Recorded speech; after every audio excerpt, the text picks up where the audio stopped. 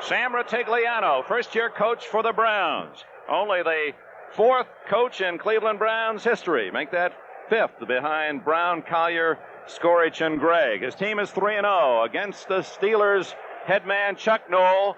10th year, 46-year-old Noll has his Steelers in the playoffs 6 straight times. He's going for an unprecedented 7th. Roy Gerela to kick it off to the Browns. Tom Sullivan and Larry Collins are deep. That's Sullivan, the ex-Eagle. 1 yard deep. And he's dropped at the 23-yard line. The tackle made by Sidney Thornton, running back. As they go into the huddle, the Cleveland Browns quarterback, Brian Sipe from San Diego State, Mike Pruitt, and Cleo Miller, the running backs. Wide receivers, Dave Logan, all-purpose wide receiver, the brilliant rookie tight end, Austin Newsome, out of Alabama, and Reggie Rucker, who has led the Browns in receiving yardage the last 3 years. And he's off to a good start, 11 catches, 3 touchdowns. High above Three Rivers Stadium, first play from scrimmage, the Brown 23-yard line. And a surprise in the backfield is 23, Larry Collins.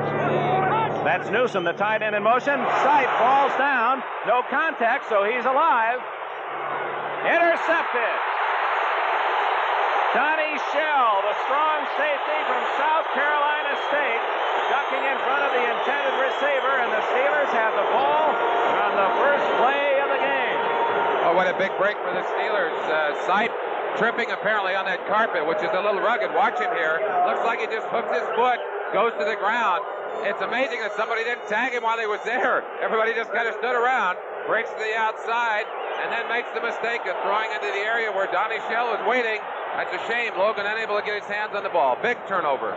First down for the Steelers at the Cleveland 37-yard line. Bradshaw going to throw on first down. Plenty of time. Can't find Lynn Swann crossing at the 15. Bradshaw, number 1 in the NFL in passing, and there's no one even close to him in the first 3 games of the season. He's hitting 63.4%. He has Rocky Bleier, Franco Harris, a double-pronged running attack with John Stallworth off to a fine start. The big tight end, Benny Cunningham, maturing in his 3rd year in the league, and the scintillating Lynn Swann on the outside.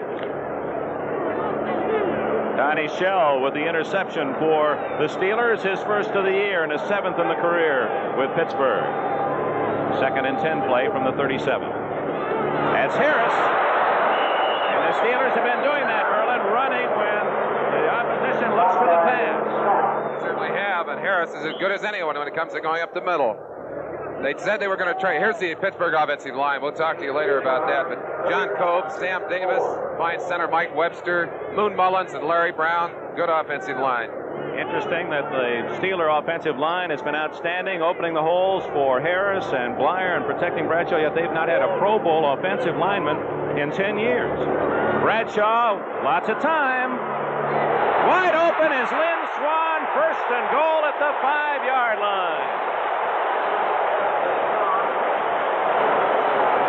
Great protection for Bradshaw. Tony Peters made the tackle, and Swann has the Steelers down at the 6.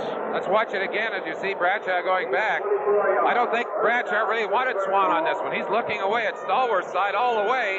Can't get Stallworth, looks inside, and Swann has just walked away from Tony Peters, number 20, and is wide open on the 5. They spot the ball at the 6-yard line, first and goal.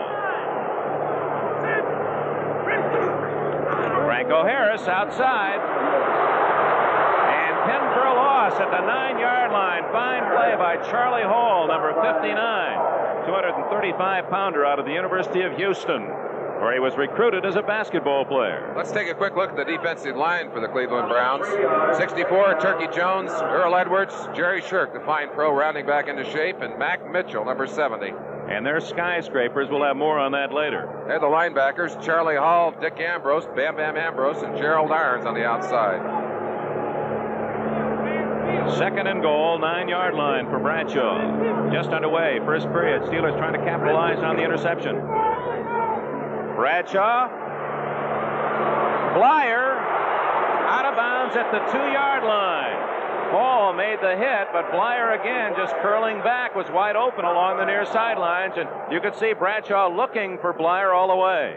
One of the things the Cleveland Browns did not want to let Terry Bradshaw do is get out of the pocket. They feel that he's most dangerous when he gets out of the pocket and starts to run. They were trying to keep him contained, but as you can see, it's hard to keep a guy who can run a 4.7 40 in that pocket. Drifted to the outside and zipped a powerful pass right into Rocky Bleiers' hand.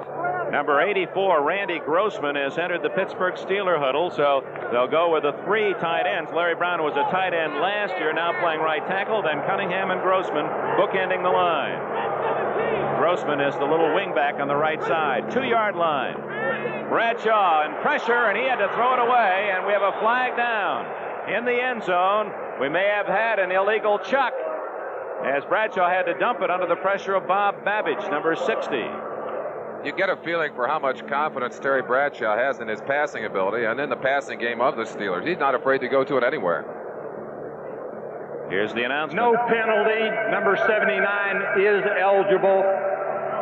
All right, 79. Larry Brown was an eligible receiver, although lined up as the tight end on the left side. And, of course, Brown, a former tight end, caught 47 passes when he played that spot, was the target that quarterback Bradshaw was searching out, and the official saw that 79, said, you shouldn't be in the pattern. Bradshaw leaves the field as Roy Girella will try for a short field goal, apparently, out of Craig Colquitt's hold. Girella sure had his problems this year. He was hoping to get a short chip shot. He said, when I get that first one in there, I'm going to be all right. And I said, maybe you get a short one, and here it is. That's right. He's 0 for 4 thus far, as you can see. 19-yard attempt. And the Steelers turned the interception into 3, and he barely got it inside that upright as it was hooking left. Just underway in Three River Stadium, the Steelers take the 3-point lead. And the Steelers on the first scrimmage play pick off the pass from Brian Sipe. Donnie Shell with the interception at the 36 of the Browns, and Roy Girella settles for the 19-yard field goal. And Merlin Olsen, in a way, a lift for the Steelers to get 3 so quickly, but a moral victory for the Browns defense to keep Bradshaw out of the end zone. Well, certainly you want to get those points, and they did get some points. They did not get the TD, and that is kind of a victory when they get down that close so quickly. Girella hooking that one out of bounds, and he'll kick it over after the 5-yard penalty from his 30-yard line. He's so excited about making his first field goal of the year. He really has had a problem, Dick. Last year he was hurt. He tried only 14 field goals, the fewest in the NFL last season, because he was injured. Very often the Steelers in position to go for a field goal simply could not do it because of his injury.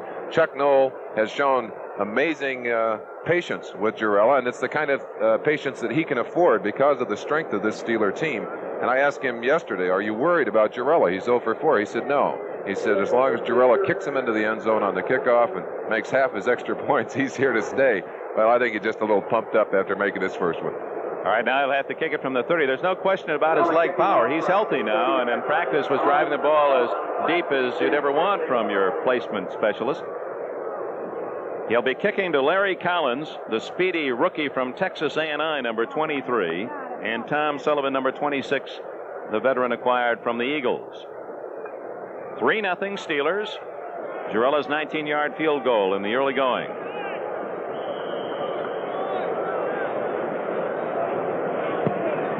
Oh, he hit that one. Boy, did he ever. That's 70 yards in the air to Collins. He's a flyer, but can't get through that first wave of Steelers down at the 27-yard line. And the hold, rookie Nat Terry, number 41.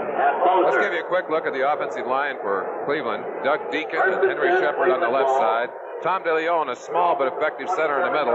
Robert Jackson, a youngster on the right, and Barry Darrow, one of the bigger offensive linemen there at the right tackle position.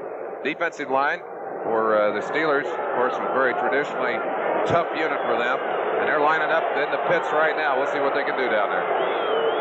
Sipe's second chance to handle the ball, splits his backs and brings Rucker in motion. This is Collins. No gain. Mel Blunt, number 47 from the right corner, coming up quickly to force the play inside where he had plenty of help from Dwight White.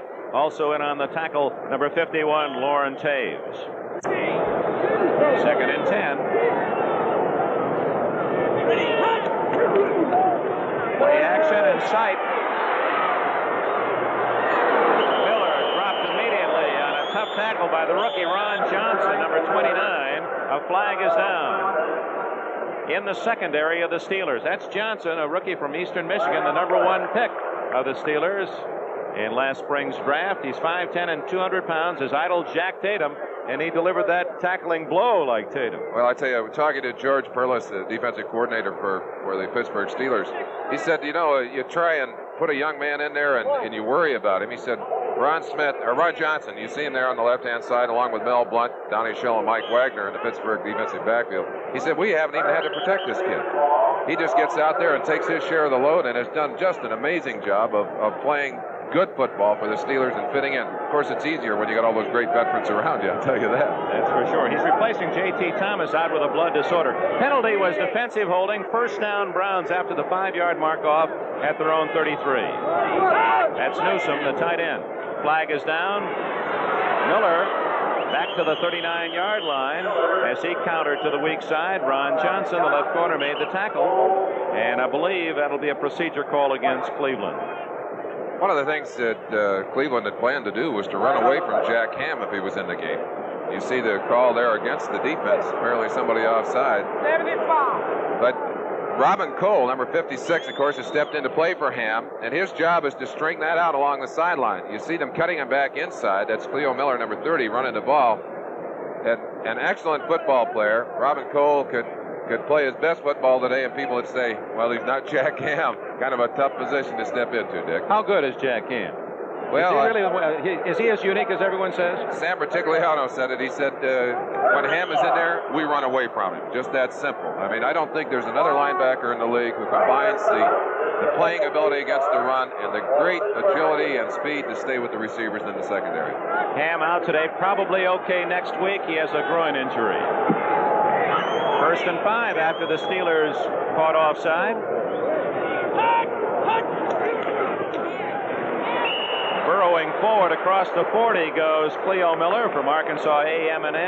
Jack Lambert and company greeting him after short yardage, but it was 1st and 5. That'll bring up 2nd down and a short 2. We saw Green line up, Merlin Olsen. It's burned in everyone's memory. Joe Green, the way he used that angle position between the center and the guard. I want to talk about that, pursue that as this game develops, and how it has worked for Green and maybe some of the penalties he's had to pay for that spot. We'll keep our eye on Mean Joe. He's in there again. In fact, both the tackles are lined up in that stunt position. They may have a stunt going between the two of them.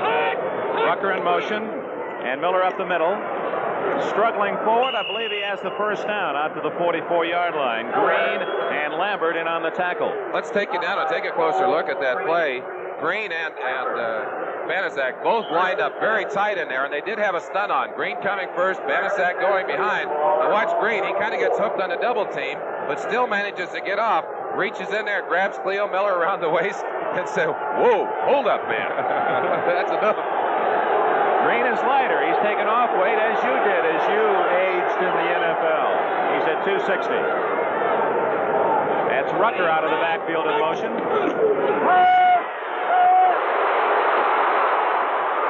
In traffic, Rucker picks it off, short yardage, only a couple of yards. Jack Lambert led the defensive charge, number 58. Larry Collins was the receiver out of the backfield. Collins, who has been used sparingly, and it's not Mike Pruitt. That's a surprise. All the word from Rotigliano's crew was that we would see Mike Pruitt. He has not played on a scrimmage play yet, and Larry Collins, the rookie from Texas A&M, replacing him, number 23. Collins, of course, with that great speed, and I'm sure that that's what they have in mind, trying to get around the corner, perhaps. Perhaps Ham being out of there has something to do with that choice, Nick. 2nd down, call it 7. This is Cleo Miller. Gets into Steeler territory as a flag goes down. 49-yard line. Blunt and Lambert collaborated on Cleo Miller. He was drafted, or actually a free agent picked by Kansas City back in '74. I think we got a call against Jackson for clipping on Green on that play. One of the complaints that these Pittsburgh linemen make after every game with Cleveland is that the defensive linemen are clipped by the Cleveland offensive line. And speaking as a former defensive tackle, there's nothing that makes you more angry than that. And Joe, I believe, is going to be pleased that they finally picked one up and called it. Cleveland's Rotigliano, one of his concerns the Browns are the most penalized team in the National Football League after 3 games. Well, they're young, and they're eager, and they're excited, and they're playing emotional football, and that leads to problems, turnovers, and penalties. And bad field position at the 34-yard line, where it is 2nd down and 20 Cleveland. Do you know any good 2nd 20 plays, Dick? I know that as a defensive lineman, you kind of like I like that. That's a defensive play, isn't it? Steelers brace for the pass as they take out a linebacker and put in number 21, Tony Dungy, the ex-Minnesota quarterback. He's a ball hawk. Screen. And blockers in front of Miller. And he drives it out for an 11-yard gain, and we may have a late hit on Lambert at the 45. Joe Green also in on the stop. We talked to you about the emotions of this game, and you're going to see some of it right there. Lambert just a little pumped up, but there. Let's get a look inside. You see L.C. Greenwood, 68, looping all the way around in a stunt. That's a good thing Sipe had the screen on, because he wouldn't have had much time to throw that ball. Excellent call, by the way, as Cleo Miller gets to the outside, buys some yardage, and of course the penalty will give him a first down and excellent field position on the 40. Here's a little different look at it. You see L.C. chasing from the back, and he can see somebody. I believe that's Robert Jackson who had his sights on him. L.C. said, no, it's okay. I see I can't make the stop. And there's a shot right there. You see 58 coming in a little bit late, rolling him up. Good call by the official. Lambert's a little pumped up out there, too. 15-yard penalty gives the Browns a first down at the Pittsburgh 40. So the 2nd and 20 screen play call was a good one. 11 yards plus the penalty of 15. Collins. He can't turn the corner. And finally Lambert wraps him up. L.C. Greenwood, 6'6.5", Arkansas A&M, the All-Pro left end also in on the tackle. You see number 75, Joe Green, number 58, Lambert on the backside there. Watch the pursuit of Lambert. I'll tell you, he's amazing. He just got great range and great strength, fighting to keep his feet. Now he's going to get up there and get a part of that tackle. Jack Lambert has to be one of the 2 or 3 best middle linebackers in the game today. And before he's through, he may well be the best. And one of the lightest, too, Merlin. He plays at just under 220. Amazing that he can do the things he does without the great bulk that some of the middle linebackers carry. 2nd down 12, Tom Sullivan, number 26 in the backfield. Backs in the pattern. That's Logan, too tall. Double coverage and a flag down in the backfield. And Dwight White is applauding what he feels is a hold against Cleveland. And I'll tell you, Doug Deacon is talking to that official. He said, hey, double penalty, yeah? Well, Dwight's not as happy now as he was when he thought he had a holding call. That's a good battle between those two. They've fought it out many times, and there's no love lost between those two guys. I'm wondering now whether or not that's a double foul or whether or not the referee erred in making his signal that he really meant it was against Cleveland. Yeah, you're right. You're right. There they marching it off. Embarrassing. Personal foul, number 73, offense. That's Doug Deacon, the left tackle from the University of Illinois. Interesting offensive line for Cleveland. We've talked about the number 1 draft picks. The Rams, 4 of their 5 offensive linemen, number 1 picks. Cleveland, just the opposite. Their highest round, 5th round for Shepard. Deacon picked in the 6th round. DeLeon in the 5th. Jackson, a free agent, and Darrow, 17th round pick. Tony Dungy, 21, the 5th defensive back. Collins.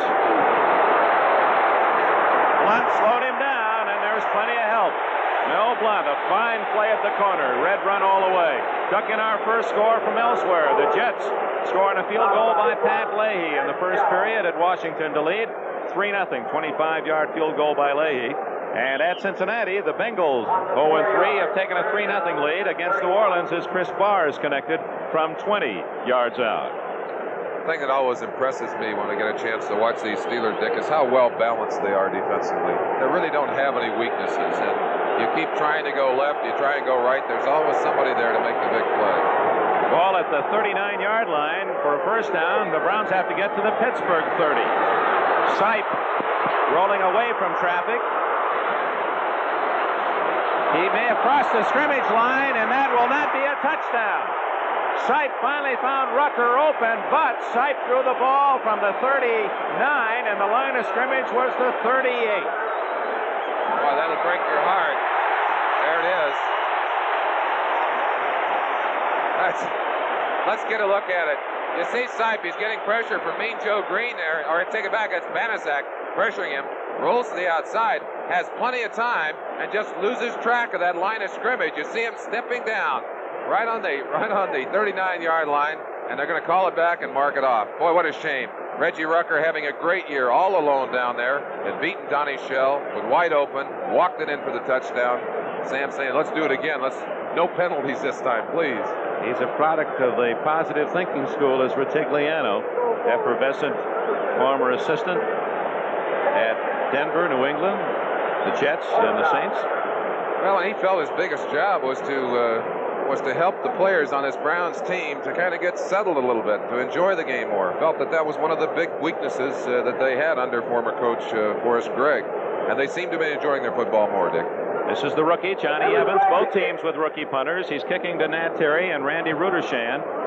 He'll get a good roll on that one. To Rudershan at the 27. And he drives it 10 yards back to the 37-yard line. The Steelers back in possession after the 39-yard kick. Timeout in Pittsburgh. 6 minutes, 13 seconds left. First quarter with the Steelers in front, 3-0. Come down to the final games before the playoffs and World Series. Rocky Bleier inside handoff and right into the arms of Jerry Shirk, number 72, the All-Pro from Oklahoma State.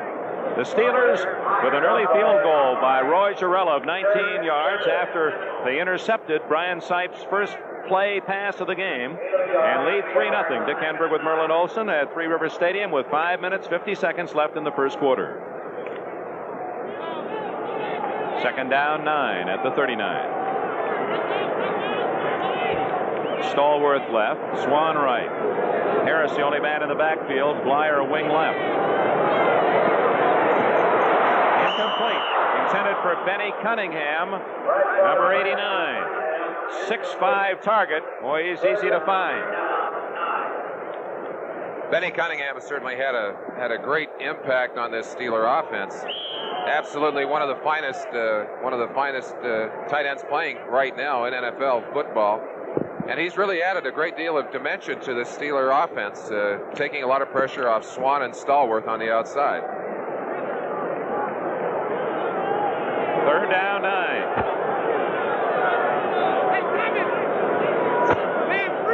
Again, the double wing, Bradshaw to throw. And again, he gets outside. Oh, a diving try by Swan, who seems to be everywhere. The Steelers will have to give up the football.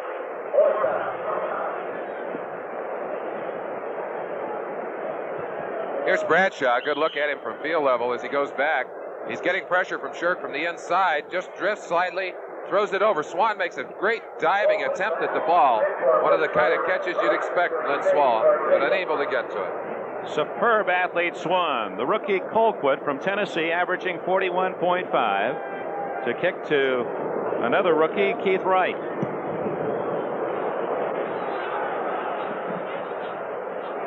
And Wright cleverly gets out of bounds at the 29-yard line.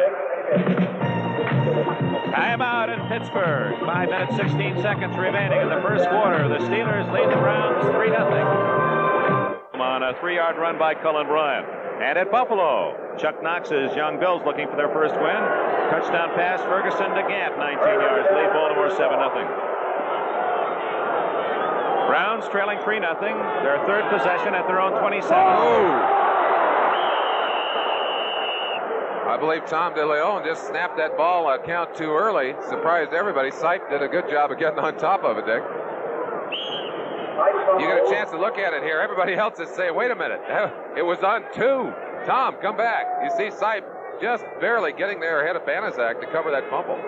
That could have been disastrous. The Gerela field goal followed the pass interception by Sipe on the first scrimmage play. Number 43, Mike Pruitt, is in the Cleveland backfield, teaming with Tom Sullivan, 26.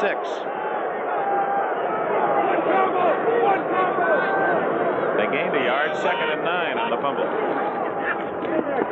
Sullivan, no.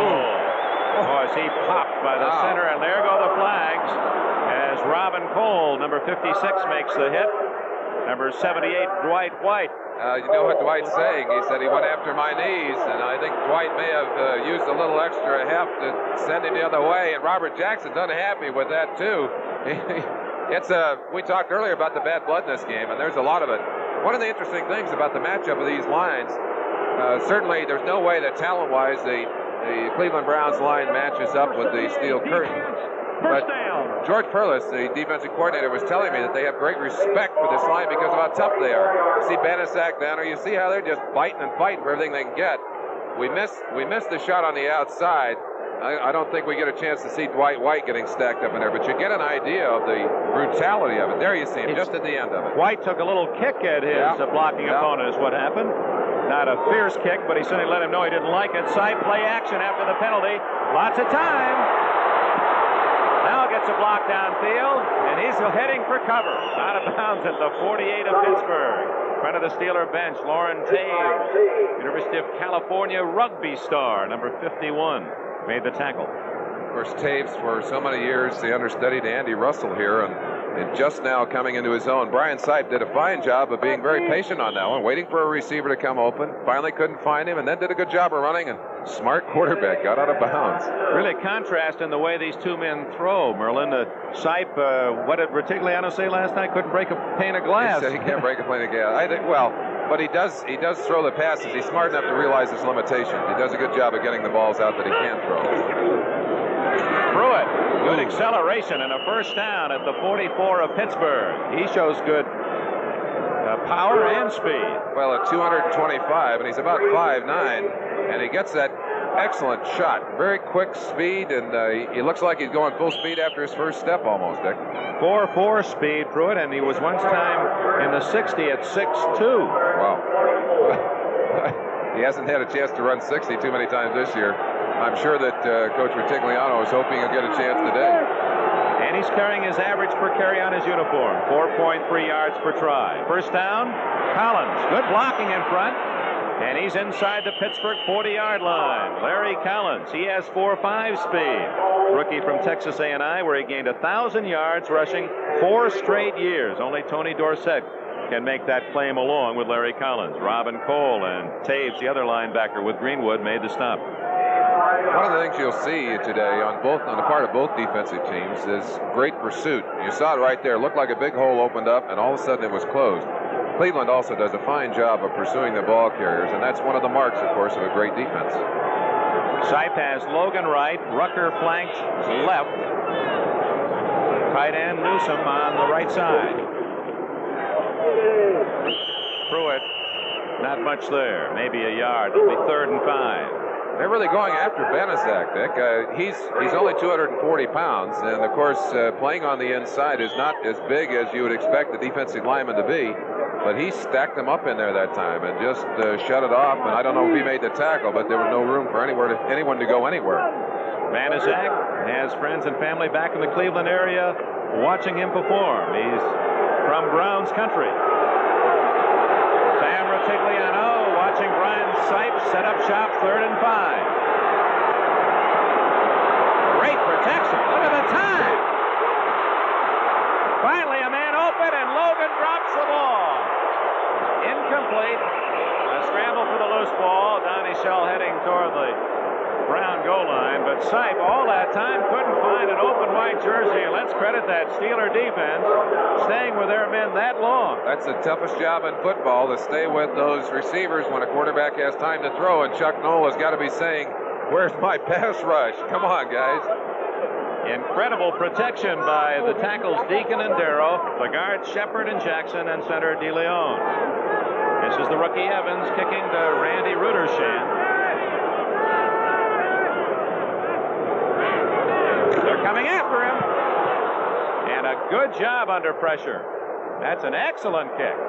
Will they stop it? No. It crossed the goal line, and his foot was in the end zone, says the official on the spot. A touchback at the 20. A flag is down at the line of scrimmage. Looked like a perfect kick, and Evans was just thrilled to have one do that.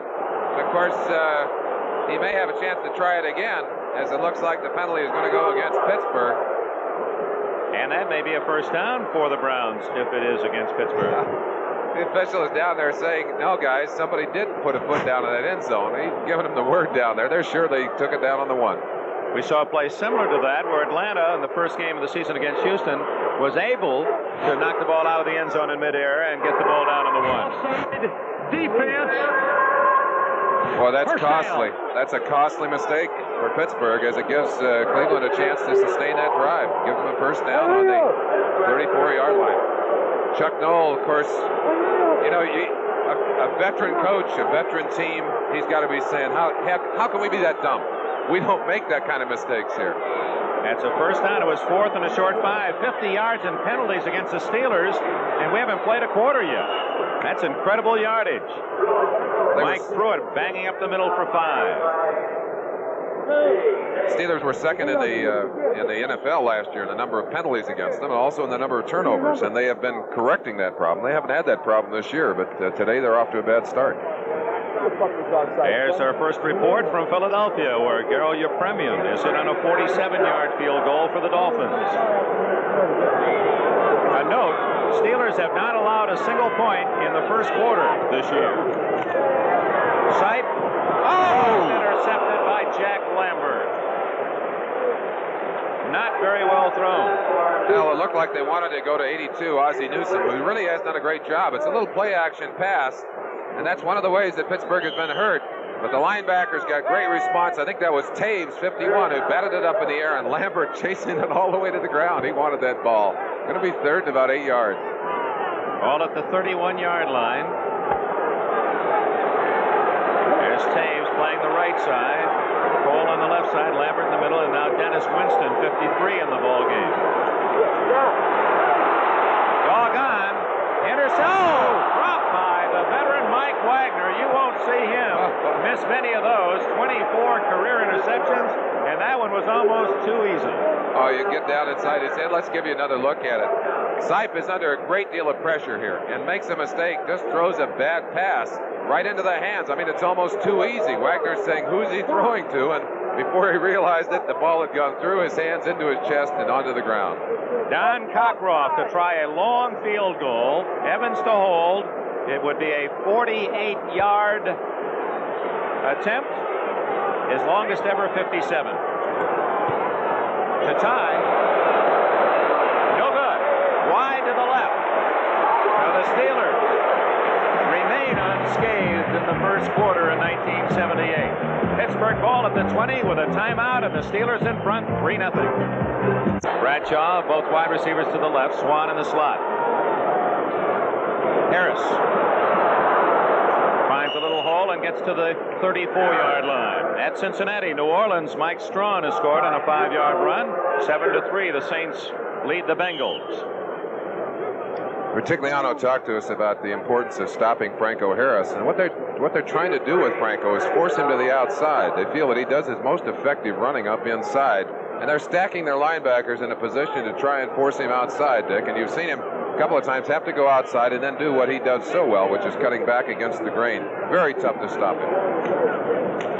Straight ahead this time to the 39-yard line, a couple of yards shy of the first down. Jerry Shirk made the stop for Cleveland. They're very excited about Jerry Shirk's return to the game. Jerry is, of course, one of the premier defensive linemen in football. 2 years voted the Bulldog Award for what the offensive lineman consider to be the meanest son of a gun to handle. And he was, and they're glad to have him back in the lineup. Quite a compliment. He goes out on 3rd and 2, and Jesse Turnbow, 272-pounder, replaces him. And Harris can't make the first down. Coming up from the secondary, Clarence Scott, 22, left corner with a fine stop as the gun sounds ending the first quarter in Pittsburgh. We'll be back. Second quarter of action. The Steelers and the Browns after these messages from your local station. Pittsburgh and Cleveland, both undefeated, the only two AFC teams without a loss. 3-0 Steelers. We open the second quarter. Deep to return the rookie right.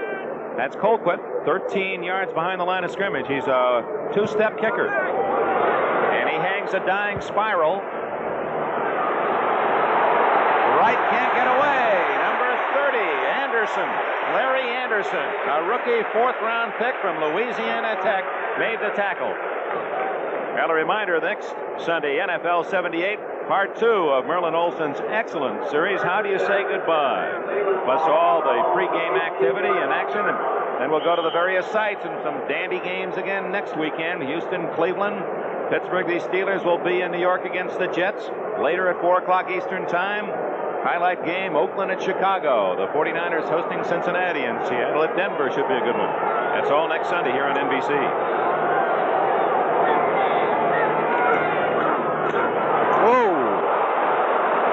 Leo Miller staying on his feet after it appeared he would gain not a thing. Picks up about 5 before Robin Cole can make the stop. The Steelers are doing some changing in their defense, and they're running what they call an overstack, which moves Joe Green to the outside. And you see Joe, he's unfamiliar out there, breaks clean, actually bumps into Miller in the backfield, and just wasn't quite ready for it. Couldn't tackle him.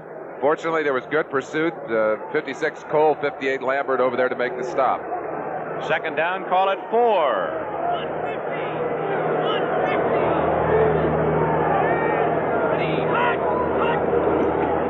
That's Pruitt. Driving out to the 30-yard line, and a Cleveland first down. Taves and Wagner bumped him out of bounds. Report from Buffalo. The Bills have scored again in the first quarter. Pass from Ferguson to Frank Lewis, the ex-Steeler wide receiver. And Buffalo jumps in front of Baltimore 14-0. It has to be interesting to watch this Steeler line, since they have made some changes. They were running what they call the stunt 4-3 with Joe in that gap between the center and the guard and angled in. And when they asked him to move out in this new defense, he said, I didn't know what to do. I've been in there so long, I didn't know how to play it out there. First down at the Cleveland 30. Oh, what a hit on Miller, and he struggles forward for 1.5 yards after being popped by Jack Lambert. Was there a blitz on? Lambert certainly got in there in a hurry. One of his jobs, of course, to fill up in there very quickly, and Lambert did it. Get you a quick look at it on the inside. They're double teaming Banaszak on the center, and somebody's got to get Lambert, or they're not going to be able to stop him. Great job by Lambert. There's Joe Green, number 75. You saw him get tangled up in the crowd. He found his way inside. He feels more comfortable. He got in there where he knew he was going. Ooh. And Lambert filled the hole again. This time it was Pruitt who absorbed the wrath of that middle linebacker from Kent State. Second round pick. Both Ham and Lambert were second round picks. Robin Cole was the first round selection last year out of New Mexico. Of course, that's the way the Steelers have built their team. They built it with draft picks, and they have gone into the draft market and picked what they consider to be the best athlete. Didn't matter whether it was a linebacker or a defensive back, whatever. And they sure got some great ones as a result. Chiarella and running back Alvin Maxson, the only men on the Steelers squad to play with someone else. Blunt almost intercepted it. It was Blunt's ball all the way. Rucker really didn't have a chance. Mel Blunt. Mel certainly has to be one of the premier defensive backs in the league. Last year, of course, not a great season for him. He held out, late getting in, never got it going. Here you see Sipe firing the ball. Probably should have fired it out of bounds, because the guy who had the best shot at it, right there, number 47, Mel Blunt. Reggie Rucker did a great job of receiving for Cleveland this year. Been their great threat deep, but he hasn't been able to get to him today. Evans. It's Rudershan, 30, and he gets 10 yards back to the 35-yard line. So he has had 2 10-yard returns on punts from Evans. 44-yard kick. We have a break. 12.5 minutes remaining first half. Steelers lead by 3. And we hope you'll pull up your favorite beverage and join NBC next Sunday for another full slate of pro football action. Check your local listings. The Steelers have the football at their own 35-yard line. 12.5 minutes remaining in the second quarter. 3-0 Pittsburgh. Straight ahead goes Franco to the 39-yard line. Charlie Hall, number 59, the tackler for Cleveland. Down in the offensive line, Jerry Mullins, Moon Mullins, one of the fine offensive guards, going to give you a little look at him as he tries to duck in behind Shirk there. He wants to pick up Ambrose, 52. Does an excellent job of getting to Ambrose's legs, forcing him away from the tackle. Short gain, but some excellent blocking by the offensive guard. Mullins from Southern California. John McKay called him the best blocking tight end he ever coached. 2nd and 6. Oh, what a hit on Lynn Swann by number 28, Ron Bolton, and Swann gets up. Oh, my. He didn't want to get up, but he knew he couldn't stay on the ground. Bolton just unloaded on him. And as is typical of these two teams, a lot of emotion on that field. Here's a look right into Terry Bradshaw's eyes. He spots Swann, and he kind of leaves Swann hanging on a limb. Watch the shot now, coming up on the bottom down here. Bolton just levels it right dead on. Oh, that'll give you a headache all the way up here, Dick. Swann, incredible. At 6 feet 180, the shock he absorbed to bounce on his feet and go back into the huddle. 3rd down, 6. Franco in a screen. Trapped and wrestled down by number 66, Earl Edwards. 6'7" tackle from Wichita, who replaced Walter Johnson, who starred for so many years at left tackle for the Browns. Earl did a great job of reading that play and getting to the outside on it. That's super defense.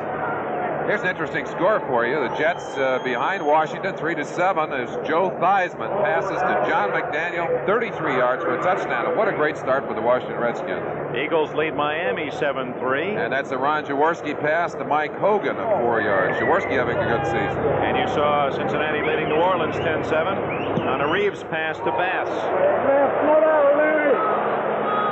Fair catch for the youngster right at the 18-yard line. And the Browns will put it in play there. Great kick by Colquitt. And we'll have more of this kind of action from Pittsburgh when we return. 3-0 Steelers. Tom Beasley has gone in and tackle, and they've moved John Banaszak out to his normal end position on the right side. Ryan Sipe sets up shop at his own 19. Second quarter, 3-0 Steelers. Wide open. But unable to stay inbounds. Out of bounds at the 38 is Tom Sullivan. Sullivan from Miami of Florida. And was he open? And the other thing that's got to be discouraging for the Steeler coaching staff, he's got all kinds of time to throw the football. And there he is, Tom Sullivan. There's nobody within 10 yards of him.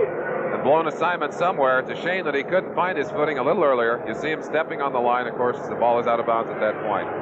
First down for Sipe and the Browns. 11 minutes remaining, first half.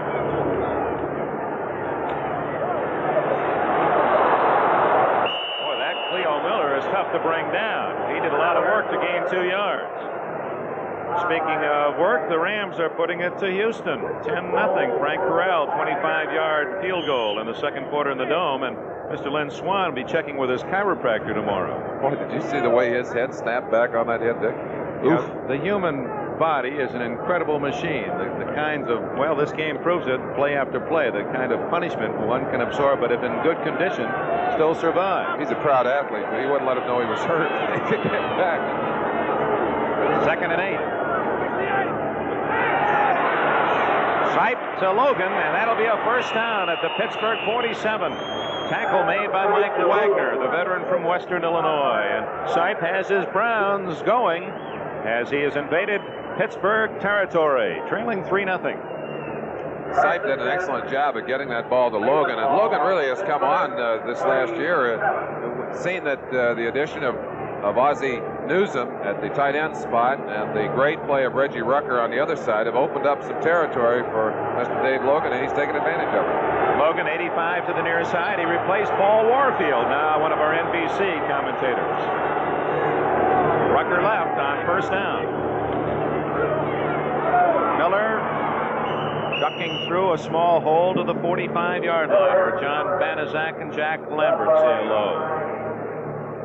Miller trying to cut that back against the grain as L.C. Greenwood and 75 Joe Green doing a great job of stringing it out. There was no room outside. Cleo did what he has to do, which is cut back against the grain, and pursuit got him on the inside. Second down, 8. Logan right, Rucker left. The rookie Newsome lined up on the left side. Miller and Pruitt split wide behind Sipe, and they're in the pattern. Flag down. Newsom, the target, incomplete. 25-yard line. Pressure by Banaszak on Sipe. Taves, 51, was covering Newsom. And we have a penalty flag thrown on the inside. You get a look at Newsom here. Newsom, of course, the #1 draft pick this last season by the Browns out of Alabama. And the Bear called him the best receiver they'd ever had at Alabama. You see the kind of speed he has. He's incredible for a big man, but he's really he's a wide receiver playing tight end. Big penalty against Pittsburgh all the way to the 30. Let's listen. Personal foul, head slap, number 65. First down. Tom Beasley, the first-year defensive tackle from Virginia Tech, drafted 3rd round last year. He's known for his good use of his hands, but you can't slap the helmet of that offensive blocker anymore. And I know a lot of people have cried about that. Fred Dreyer leads that vocal expression. He feels that took a tremendous weapon away from the defensive lineman. I could vote for that myself, Dick. Reverse to Newsom, and he has some running room and a blocker out there. Look who chased him down, Wagner from behind. But Newsom, nevertheless, picks up about 9. One of the things the Browns have done effectively over the last few years is to use a few gimmicks, and the end around is one of the most effective when they can get it going. Newsom gives them great enough speed that they can loop him out of there, hand him the ball, and let him go. Let's see if we can go back and pick up that head slap penalty against Beasley. Well, we won't see the head slap, but you'll see Deacon say, "No, we don't slap heads around here, young man." He's giving Beasley a little pop with an elbow there. Elbow on the side of the helmet. Oh, there's no love lost in that line. This is Pruitt, and a first down at the Pittsburgh 17-yard line, and the Browns are driving deep, trailing 3-0, and we have an injured Cleveland player down at the 13-yard line. And it was one of the men out in the secondary trying to block. 65, Henry Shepard, the left guard from SMU. Oh, he was way downfield. So with that injury, a timeout at Three Rivers Stadium. 8 minutes remaining in the first half. Pittsburgh 3, the Browns driving, have nothing. Retigliano's Browns 6 points. You'll see it on the inside. There's number 68 drifting across to the outside. It looks like he had a hold of Dwight White. Joe Green getting great pressure on Sipe, and Sipe putting it right on the money. What a great pass. Threw it right into Tom Sullivan. We pause briefly for station identification. This is the NBC Television Network. This is 11 Alive, WIC-TV Pittsburgh. Sipe again going to Sullivan, who had worked his way open, angling toward the far sidelines. Jack Lambert on the coverage for Pittsburgh. Might be a good idea for us to give Sipe some credit for his play selections. He's really done a good job. Calls all of his own plays, as does Terry Bradshaw. In fact, this is the first time in a long time we've been in a game where the quarterbacks were both calling their own plays. And Sipe has done an excellent job of mixing his calls. Of course, Pittsburgh vulnerable to play-action passing on the early downs, and that's what he just about burned them with. Sipe was a member of the Little League World Series champions from La Mesa, California. That was BT before Taiwan. Pruitt. Tough to get outside. That Lambert reversing from middle linebacker to make the hit. The great mark of the middle linebacker, of course, is his ability to flow down the line to fill the hole. Watch Lambert, number 58. Reads it instantly, gets outside. Pruitt there quickly, Lambert there just as quickly, and just, bear hugged him. No, you're going to stop right here. Hello. Brings up 3rd down at the 26. And, of course, the Browns would like to gain some yardage, if not a first down, to get Cockcroft closer to those uprights. Dungy, 5th defensive back in for Pittsburgh.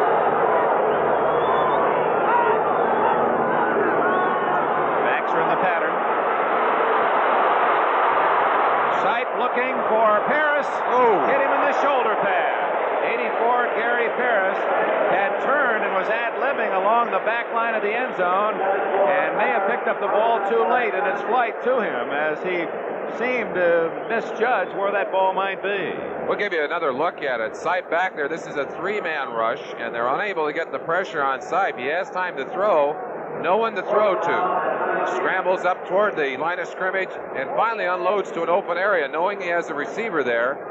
but it looked like Paris had to turn around and just couldn't get his eye on the ball quick enough to take a hold of it. Well, Cockcroft will try to tie it up. This is a 44-yard attempt. Logan to hold. And we have a new game. Officially 43 yards for Cockcroft. Timeout. 6:27 remaining in the first half. The Browns and Steelers are even. Tough defensive struggle at Three Rivers Stadium. A 3-3 tie. Chuck Noll Steelers about to receive the kickoff of Don Cockcroft. Deep at the 5-yard line, rookie Larry Anderson. On the wings, Maxson to his right, and to his left is young Rick Moser.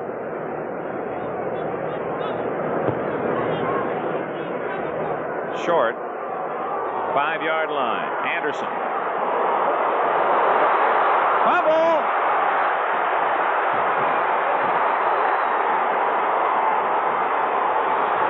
And that is number 28, Ron Bolton, finally out of bounds inside the 15. I don't think Bolton knew initially that he could run with it. Might have had a touchdown. He hesitated. Maybe someone shot it to him saying, "Go, Ron." And then after that slight delay, got the ball to the 13-yard line. What a hit, Merlin. Larry Anderson does what a good returner must do. Gets quickly up into the wedge, but he just got popped so hard. I can't see who did it, but boy, one of those Cleveland players just shook him loose. Bolton is on his feet. He's got a lot of company, and he's not going to give up that ball. He had a lock on it. Still wandering. Hits the sideline. What a great break for the Browns. Chance to get into this game and get ahead on Steelers and get on top of them right now. 3-3 time. First down at the 14-yard line. Pruitt and Sullivan behind Sipe.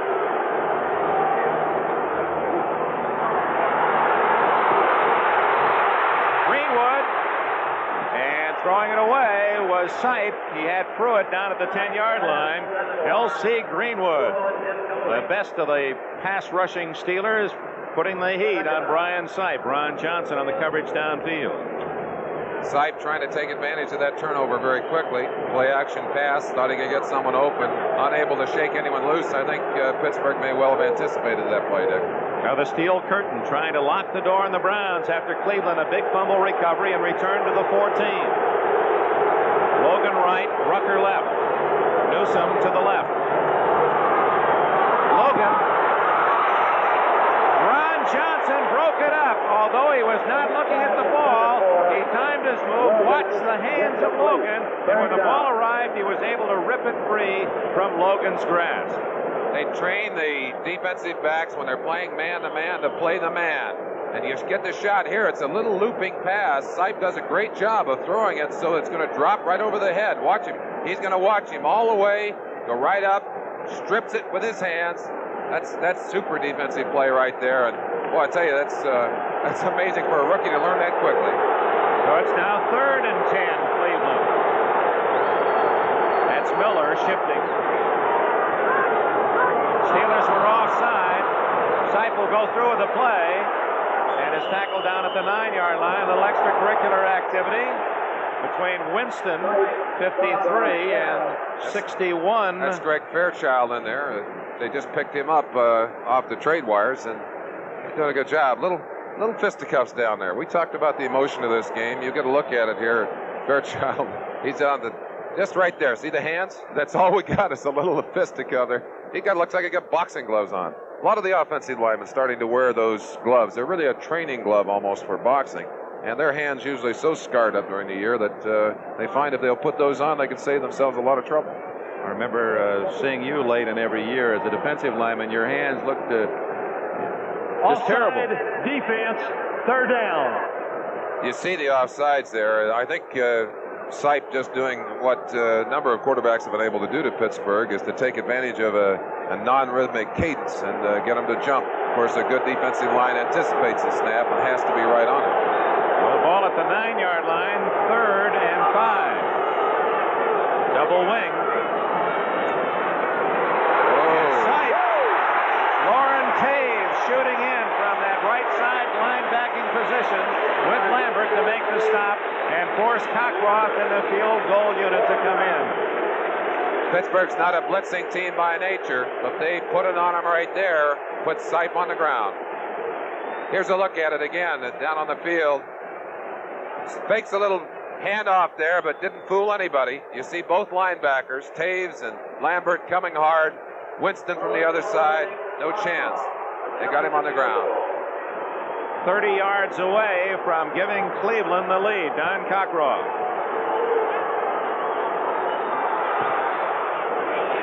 And the Browns convert the turnover into 3 in a battle of field goals. 5:44 remaining in the first half.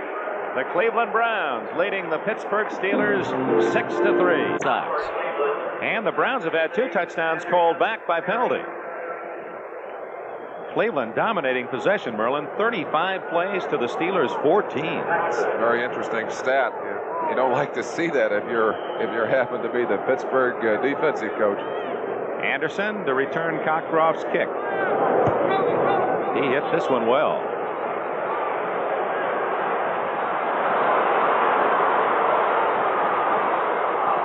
And out to the 25 comes Larry Anderson.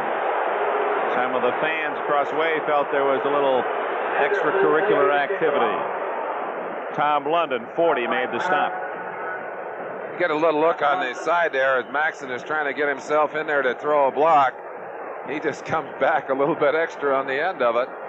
And that's Ricky Jones, number 47, who was drafted because of his special team prowess. He's not going to have any part of that. And Cleveland won't back down. You got to give him credit for that. Pittsburgh tries to intimidate you. That's one of their favorite ploys as we look at one of the...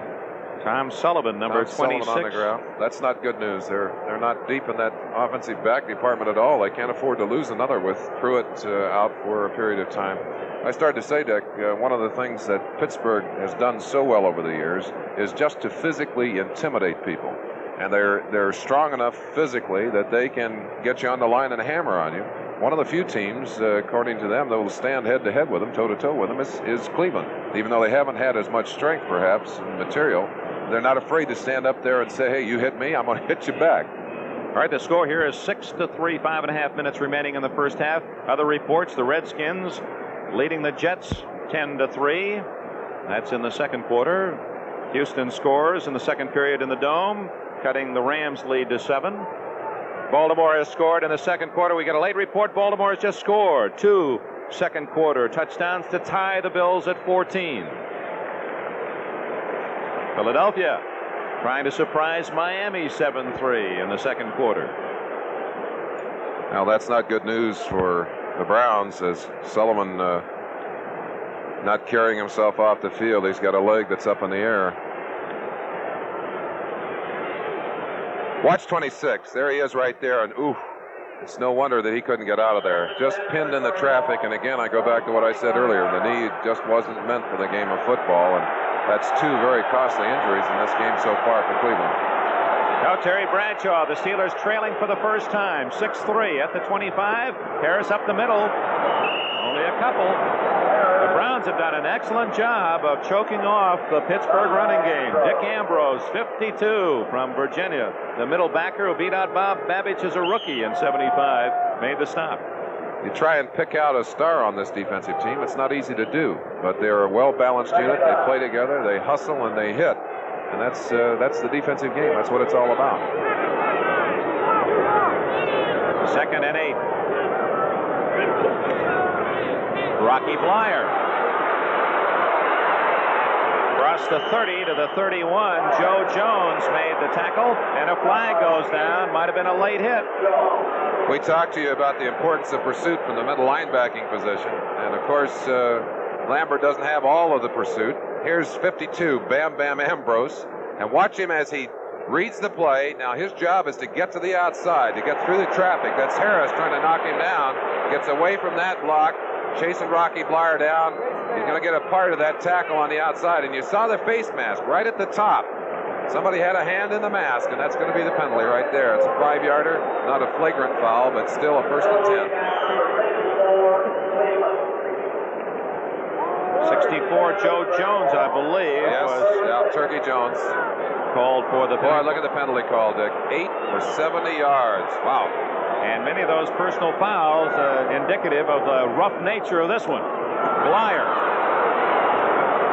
First down play for about 4 to the 40. Ambrose again on the tackle, along with Earl Edwards. Now Pittsburgh apparently deciding to try to grind it out, trailing 6-3 as Bradshaw staying on the ground in this drive, has improved field position, and another Browns player is down, Earl Edwards, injured on that last tackle. Sam Davis just peeled back on Earl Edwards, number 66, and just clocked him. I'll tell you, that a violent peel back block. You see it right just at the top of your screen, right there. That's 72 Mullins rather than Davis, but he caught him looking at the play. One of the standard rules for defensive players: don't stand around a pile. Keep moving, and you see why right there. Edwards just shaken is okay. Second down, 6. Bradshaw is the first player back in 70 by Chuck Noll. It was his first chance to get that number 1 man, and that is Mr. Franco Harris, another number 1 pick, slamming forward for a first down at the 46 of the Steelers. You understand why the Cleveland Browns put that high priority on stopping Franco Harris, especially on the inside. A great mix of speed and strength and size. Has to rank as one of the greatest backs of all time in my book. Earl Edwards, 66, is back in at left tackle for the Browns. First down at the 46 of the Steelers. Harris right into the arms of Dick Ambrose, who's able to pull him back into the Steeler backfield. Ambrose having a big game at middlebacker. That was number 74. Mike St. Clair made just a fine play on that last. That was a trap by Mullins coming from the inside. We've got a Steeler on the ground right now. That's 55, John Kolb. Yeah, it's John Kolb. But Kolb has had a neck problem. He's had a pinched nerve in his neck. He's been playing hurt, Dick, and you can see he's in pain right now. He's got a collar around his neck, which he was trying to protect that pinched nerve in his neck with the collar. Apparently got his head pushed off to one side, and I'm sure we'll see John back in the game, but boy, that's a painful injury. I went through that a few times myself. Kolb is the strongest of the Steeler linemen. He's replaced by 66 Ted Peterson. 2nd and 9. Darden bluffing that safety blitz. No, he's coming on the blitz, and he's picked off, but someone else gets in. Down at the 38-yard line as the Browns have their 9th sack of this young season, Charlie Hall. So they have the safety man and the linebacker coming. They have an interesting way of playing that. If the back goes in to pick up the safety, the linebacker is free to come automatically. And smart defensive football by the Browns, and it pays off in a very big sack and very long yardage for Bradshaw. Mike Adamle, Brian Gumbel standing by at halftime with all the scores and highlights of the early action in the NFL today. So stay with us at halftime. Chris Barr has kicked the field goal for Cincinnati, and the Bengals now lead New Orleans 13-7. 3rd and 17. Bradshaw getting away. And out of bounds at the 49-yard line. Right on his heels, Mike St. Clair, 245-pound defensive end, and he was staying with Bradshaw step for step. And Terry glad to have his heels intact as he skipped out of bounds at the Cleveland bench, and the Steelers will have to punt it away. Browns in a 3-4 alignment, getting excellent pressure, beating Mike Webster on the nose, which hasn't been an easy task.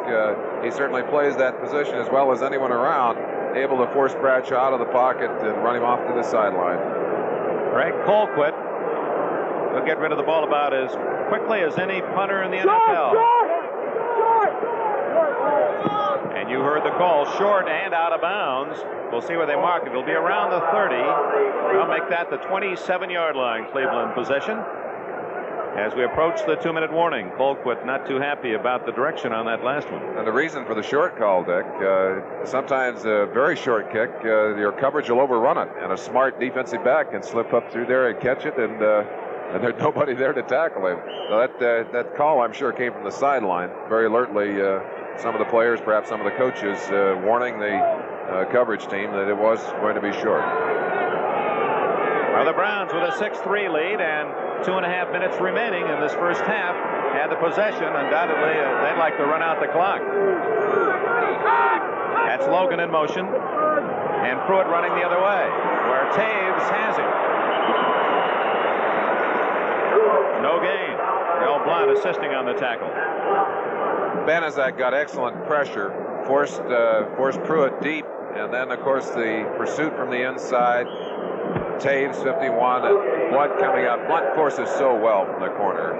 One of the things that Pittsburgh has been blessed with is very physical defensive backs. They'll give you a lot of trouble. Sipe with 2 minutes left in the first half to visit with his coaches. Cleveland leads Pittsburgh 6-3. 2 minutes remaining in the first half here at Three Rivers Stadium, where Cleveland has never won. 8 straight victories for the Steelers, who have basically dominated everyone here at home. They certainly have, Dick, but they have not dominated the Cleveland Browns here today. In fact, the Browns have given a very good accounting of themselves, offensively and defensively. They've controlled the football, as that statistic would indicate. 2nd and 10 for Brian Sipe. Dumps it off to Pruitt. And Pruitt can't get away from number 56, Robin Cole. Broke his arm in the opener against the 49ers last year. And has that right arm, forearm bandaged. He said he was still feeling some pain this year, so they've tried a new bandage. Well, I think he's had some problems with it today, too. I saw Dirk Winston in there a couple of plays for him, so he might be having trouble. They got Ozzie Newsome free on that down the field, and that was, I think, the primary receiver, but they just did not have time to get him the ball, Dick. And that's been one of the problems for Sipe. If you can't give him time to throw it, there's no way that he can get it off. Had to dump it off to Pruitt. Clock running, 1:18, 1:17 left. Tony Dungy, 5th defensive back end for Cole. Saw him leave. Draw. Pruitt to the 30, short of the first down, and the Steelers will call time, stopping the clock with 1 minute 8 seconds left in the half, and they're about to get the football. And of course, the clock stops automatically on change of possession, and Bradshaw should have pretty good field position. Back goes Randy Rudershan, a rookie, to return the punt, and we'll see if the Steelers go after the kicker, Evans. Evans has had his trouble today, and it's an interesting story. A lot of Cleveland fans upset when Evans was kept as a punter, but he's done a good job. His average is not bad at all. One of the things that we'd have to note about him is that he's trying to replace Greg Coleman, who was very, very popular as a punter in Cleveland, and Coleman, of course, specialized in the out-of-bounds kicks. This youngster may be able to replace him if he keeps working. He drives a good spiral to Rudershan, 22-yard line. And there's no blocking for Rudershan as he goes down at the 26-yard line. It's 6-3. Steelers trailing the Browns here in Pittsburgh. Now let's go to the nation's capital. Kurt Gowdy, John Brody. The Jets are playing the Redskins. Here at Three Rivers Stadium on first down, Bradshaw hit as he was trying to throw long, and on the play holding against Pittsburgh.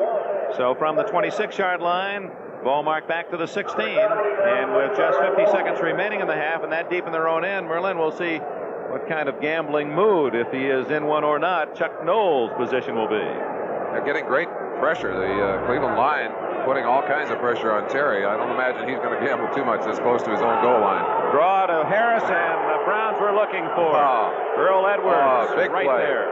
Big play by Earl Edwards. Talking to him before the game, he was certain of one thing. He said, "We're going to give it what we got." He said, I love to come to play in this game because it's so emotional and it's so exciting for me." And he just made one of the fine plays of the day, stopping that draw. I think you're right. I think they were looking for it, though. Edwards migrating to Cleveland by way of San Francisco and Buffalo. Bradshaw to the sidelines with 40 seconds remaining. And the Steelers a little bit lethargic. I think they're going to have to get it on this second half or they're going to be in trouble. Swan right, Stallworth left, and Bradshaw is going to gamble. Batted by 52 Ambrose, and Stallworth thought that was still a live ball. It did not hit the turf, and he made the catch, but apparently somewhere in between that ball did hit the carpet. I think Stallworth tried to make a case for the fact that it was bouncing off his leg and not off the turf, but the official in a good position, not blocked by Stallworth's body, said nope, that one was on the turf. Let's watch how that linebacker covers. Ambrose doing a good job. He's very deep on this one and able to get his hand on it.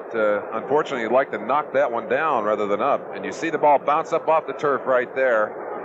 Stallworth making his little appeal, but just like baseball, the official said, nope, wrong. Bradshaw again from inside his 5-yard line trying to throw. Now he has time and finds a man open short of the first down. Swan. 29-yard line. Clock stopped as the Browns will get the ball apparently on the punt as in comes the rookie kicker Craig Colquitt for the Steelers. And you have to know that Terry Bradshaw did a great job of ducking under the rush of Turkey Jones. Jones, number 64, one of the fine rushers on this Cleveland team. Got in very quickly. Bradshaw smartly pulled his head down, rolled underneath his arm, and Turkey went away slapping his hands saying, Doc, how can I do that? How can I miss him? That's the youngster Wright. Remember, a fair catch in this situation, if it's a short high kick, then you have a free kick, and so close to the end of the half, then you can just tee it up, and if you drive it through, you get 3 more points. I wouldn't be surprised, Dick, to see them come after the punt here, too. They really don't have that much to lose.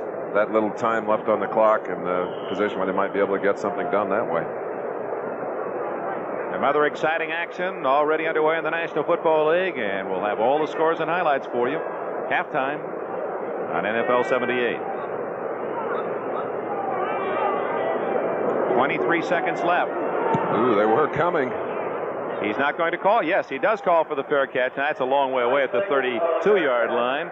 Say that ball's up around the 45, then there's nothing the defense can do. You can tee it up, and just like kicking off, if it goes through the uprights, you get that almost a free field goal. One of the advantages of Colquitt, as we told you earlier, he's a 2-step kicker, which means he can get up closer to take his snap. He gets the ball off just very quickly. Almost impossible to block one of his punts, and that's, of course, a great advantage to a team to have a kicker with that kind of capability.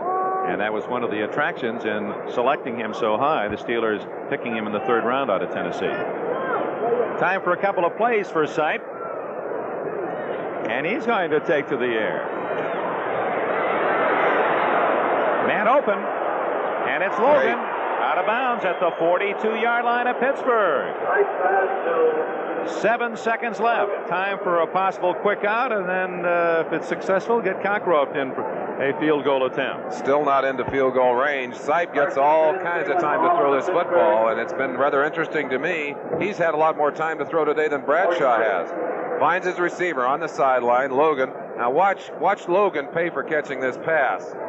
That's Wagner coming in from behind him. Logan steps in right there and steps out. 7 seconds left.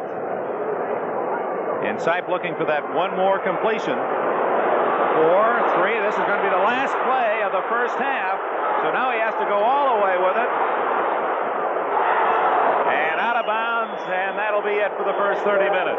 And again, Sipe allowed tremendous time while he scrambled looking for an open white shirt. Long stretch of season ahead of them, and 16 games instead of 14, Dick. It's got to be a real concern.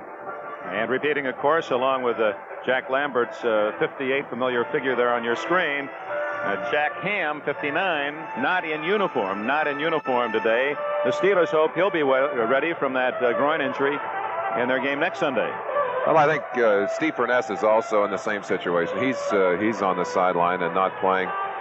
If this were a championship game, we'd see both of them, and they probably would play. But the Steelers know it's a long season, and they're not about to take a chance of losing a Jack Ham for the year because they pushed him back in a little early. So we're set for the second half. Don Cockcroft to kick off to Larry Anderson. Anderson, the rookie from Louisiana Tech. It was his fumble on a vicious hit off a kickoff that led to the go-ahead field goal by the Browns in the second quarter. Lights are on at Three River Stadium on a gray afternoon. Anderson at the 12. Out to the 32-yard line, and for a moment that ball was precariously away from the body of Anderson, but no one could strip it away. Ron Bolton, 28, made the stop. Chuck Noll indicated that one of the weaknesses he wanted to shore up last year was his special teams. Anderson was one of the acquisitions that was to help that. They have been better in the early going, but they have paid a price today for that costly fumble, put them behind. Harris gained 24 yards rushing, 2.4 average in the first half, and Blyer only 9 yards on the ground. It's Harris, and he's hit right at the line of scrimmage as diving through the hole, that middle linebacker. No, it's Charlie Hall knifing in from the left side to make the stop. And when Harris gets the ball, he draws a crowd. He surely has drawn it today. And again, Cleveland playing smart defense. They realize that that is a favorite play for Pittsburgh. They'd stacked their linebackers. Charlie Hall making a very quick reaction up inside and putting Franco on the ground. 2nd and 10. Little dump pass to Harris, and he's tripped up at the 36-yard line, a gain of only 4. Here's a startling statistic, Merlin. Jack Brote handing us this note, that in the first half officially, the Steelers had total net yards, offense 79, penalty yards 80. So they were a -1. They had 1 more yard in penalties than they had total offense. I think the thing that makes that interesting to me is that previously against the Browns, Franco Harris had been averaging 5.3 yards per carry, just barely over 2 today. 3rd and a short 6. Screen to the tight end Cunningham. He's tough to bring down. One man to beat, Darden. And he's finally down at the 32-yard line. Darden tripped him up. Benny Cunningham, the biggest tight end in the NFL. He's been banging people around all year. Smart call by Bradshaw. Pulls the offense or the defensive line in, and then Cunningham is just going to go into his act here. Turkey Jones gets a piece of him, and that's Bam Bam Ambrose really unloading on him, but he just kept going down and down and down. That's a great play by Cunningham. Now the Steelers trailing 6-3 on that long gainer, 31 yards. Have a first down in Browns territory. It's Blyer. Inside the 30, Earl Edwards wraps him up. Jerry Shirk assisting on the tackle. Let's go back and watch Ambrose all the way. Of course, he's one of the fine hitters on this Cleveland team, dropping first in reaction to what looks like a pass. Now he reads the screen, comes quickly to the outside. His job, of course, is to get the hit, to get the tackle. Now watch how hard he hits Cunningham. He really unloads on him. Cunningham right there. Cunningham just so strong that he's able to keep his balance, pull out of that arm tackle, and head on down the field. That's amazing. Bradshaw, 2nd and 7. Oh, Charlie Hall had read it beautifully, made his move, thought he had the interception, but those heavily wrapped hands sometimes defy your best intent. And again, another look at it. Bradshaw able to not to get the first pass off, rolls outside, and this is something they didn't want to let him do. You see the end staying out there. Boy, he'll dream about that one. He'll see that one 5 or 6 times in the middle of the night tonight, I guarantee you. With that long gainer to Cunningham, Bradshaw over the 14,000-yard mark. Long way from Tarkenton, who's up in the 40s. Big play. 3rd and 7. At the Cleveland 29, make it the 28.5. Backs are in the pattern. That's Cunningham. Oh, what a play by number 28, Ron Bolton. Like a bolt flying out of that secondary to tap it away just when it appeared that Cunningham had a first down. And we've seen some big plays out of Bolton today. Watch it. Looks like Cunningham has it all to himself. Bolton stretching with everything he had to bat that ball away. Interesting, too. Bolton is playing on the right side after being on the left earlier in the year. I guess he feels like he's back at home. He played there in college and earlier. Seems to be much more happy on that side. Oliver Davis with a dislocated elbow, the right cornerback, is out for 4 to 6 weeks. Chiarella to try to tie it up. 46 yards away. Colquitt to hold.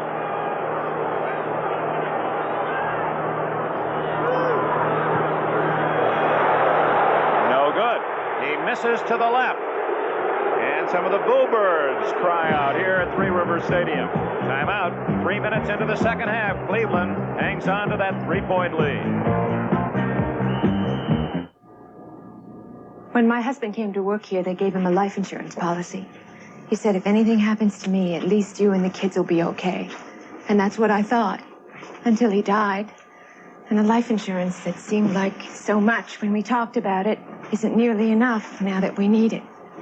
Sometimes a man can provide for his family, yet not really provide enough. Talk to us at Money about your life insurance needs. Mutual of New York. Money for the future.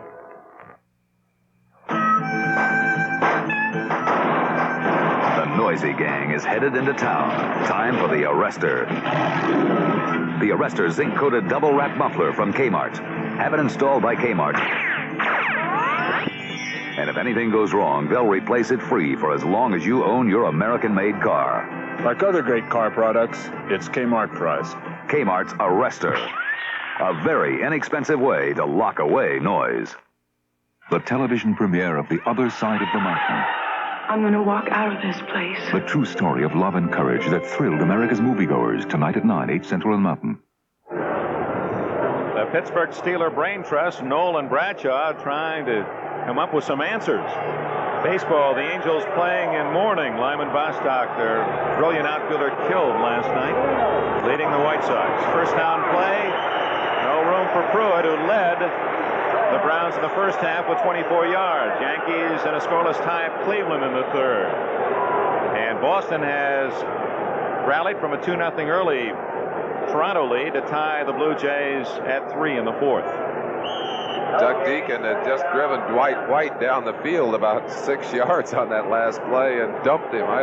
There's a little emotion still pumping out there. And I think it's going to be up to the Steeler defense to make a couple of big plays here to get them back on track. Sipe under pressure. Greenwood gets him from behind.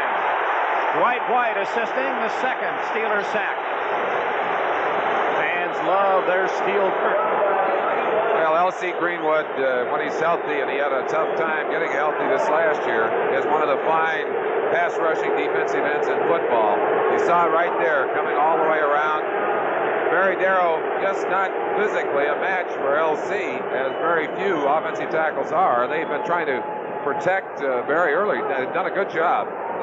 But on that particular play, L.C. did his thing and put him on the ground. Now Sipe facing a 3rd and 15. Good protection. And an open man is Reggie Rucker. First down at the 42. 3rd down long, and Sipe finds Rucker open in the slot. Well, they can say what they want about Sipe's lack of strength in his throwing arm. He's certainly given us every reason to believe he can get it to an open receiver. And Reggie Rucker, who's gotten open a lot of times this year for Cleveland, got open there. Sipe had time to throw, and again, I emphasize that because one of the things you got to do as a defense is to put the pressure on that quarterback, and he got it to the open man.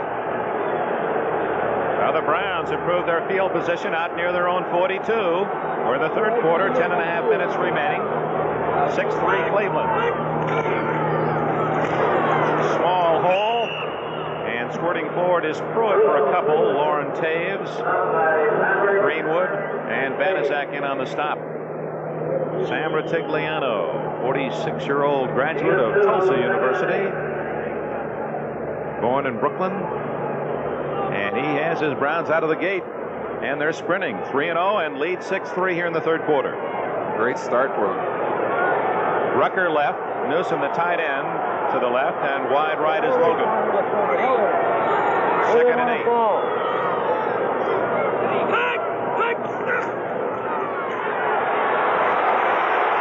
Greenwood, Bulldog, Sipe to the ground, and a flag on Dwight White for a late hit. White, number 68, gets a personal foul.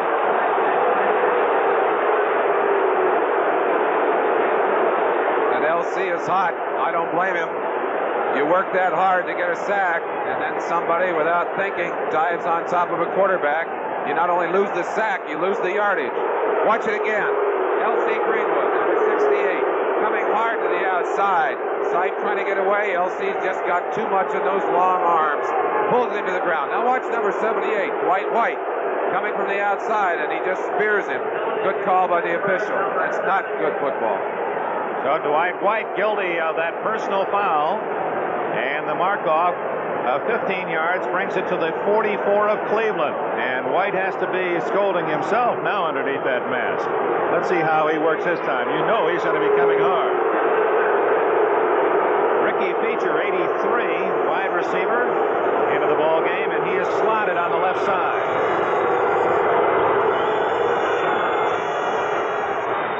Back to the air, Sipe looking for Feature, and it's broken up by Donnie Shell.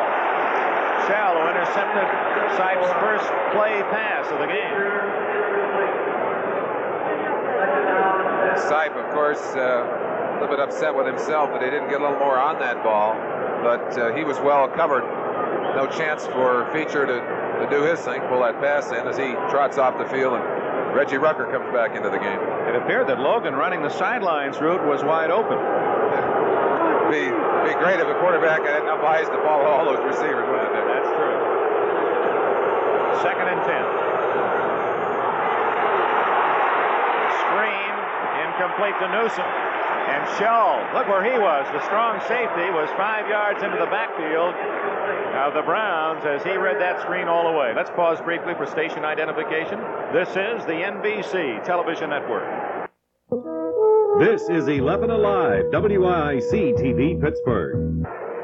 On that last play, Dwight White, of course, coming very emotionally charged up, and it was interesting. Doug Deacon knew he was all pumped up, just dove down, took his legs out from underneath him. Smart heads-up play by the offensive lineman. Tony Dungy, the 5th defensive back, number 21 in for Pittsburgh.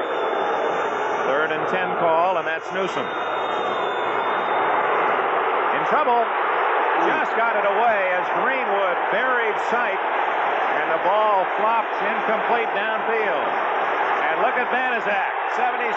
He's the cheerleader saying, "Come on, fans, let's get going."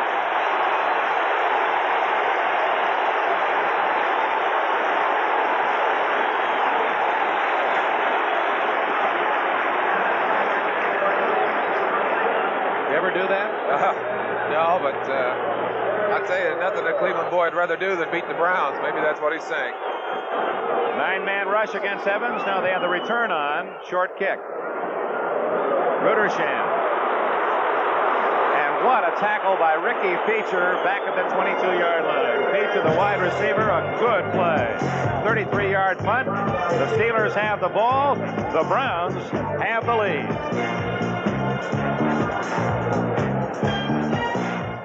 And we'll have 3 big games for you next Saturday on NBC. One of the things that has characterized this Pittsburgh team early in the season, their ability to go for the touchdown on a long drive. We'll show you that statistic again. Their shortest drive has been 50 yards to a touchdown. They're looking for their first score by touchdown today. Bradshaw, great throw to Harris as Bradshaw was hit. Went down in the arms of Mac Mitchell and still threw a strike to Harris. Boy, that's so tough for a quarterback to stand in there that long and drop it over. There's this statistic we talked about. Now that's amazing. The shortest one from 50 yards, drives going all the way up to 80 and 89 yards.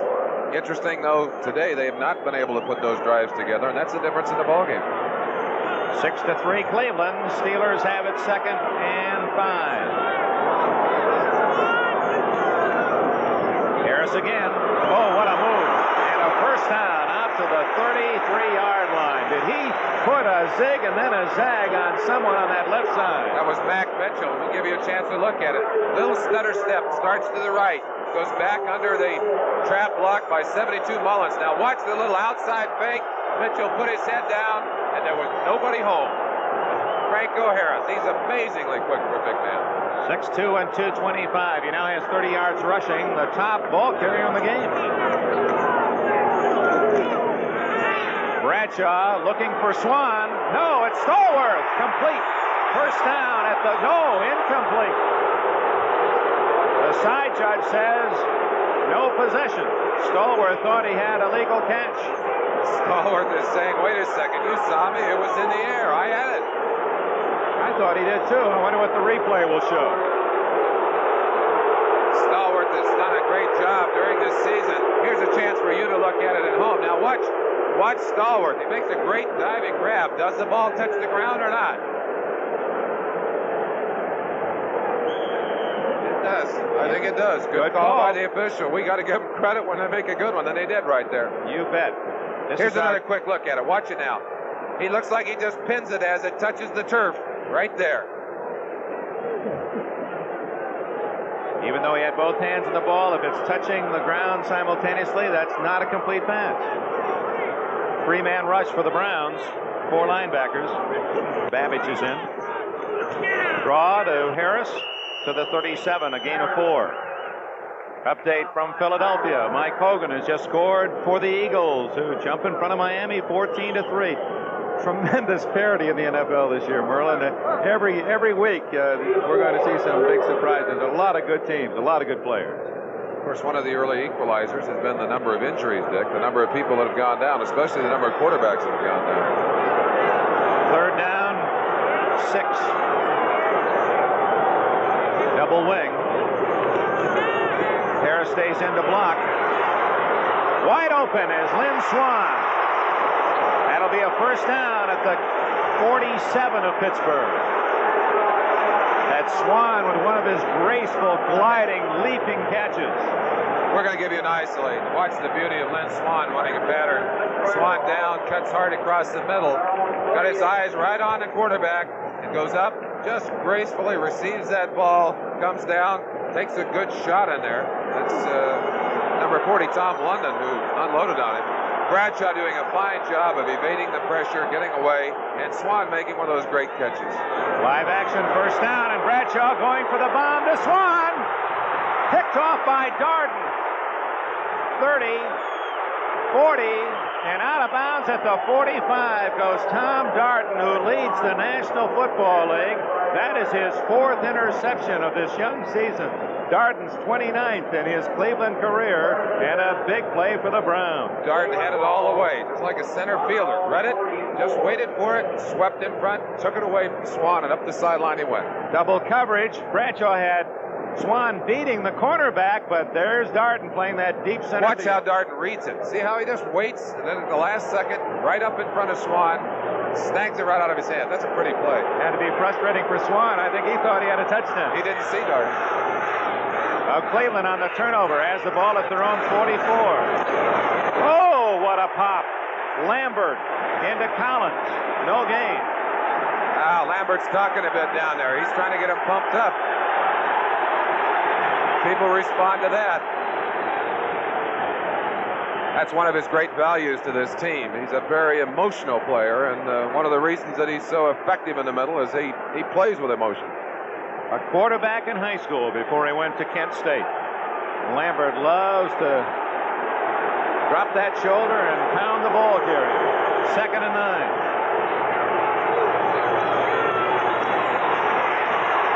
Screen to Mike Pruitt. And Mike Wagner knocks him toward the sidelines and out of bounds at midfield, short of the first down. Rather, in the second quarter at Kansas City, and Jim Turner's toe, 42 yards. Field goal gives the Broncos a 10-7 lead. Is Turner still kicking in his high tops, or is he still in his... He's gone to his low cuts, huh? Well, that's interesting. Tigliano, of course, more interested in what's happening right out here in front of him. And the Browns starting to move the football. 3rd and 5, the ball at the 49. 5 defensive backs for Pittsburgh. Safety blitz. That's feature interference against Ron Johnson. Johnson says to Feature, I didn't do it. Feature said, look at that yellow thing on the carpet.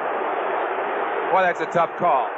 Johnson, excellent coverage. They had great pressure on sight. Did a marvelous job of getting that ball off on target. And Johnson really felt like he got jobbed on that one. We'll just show you the end of that play where Johnson is right on top of the receiver.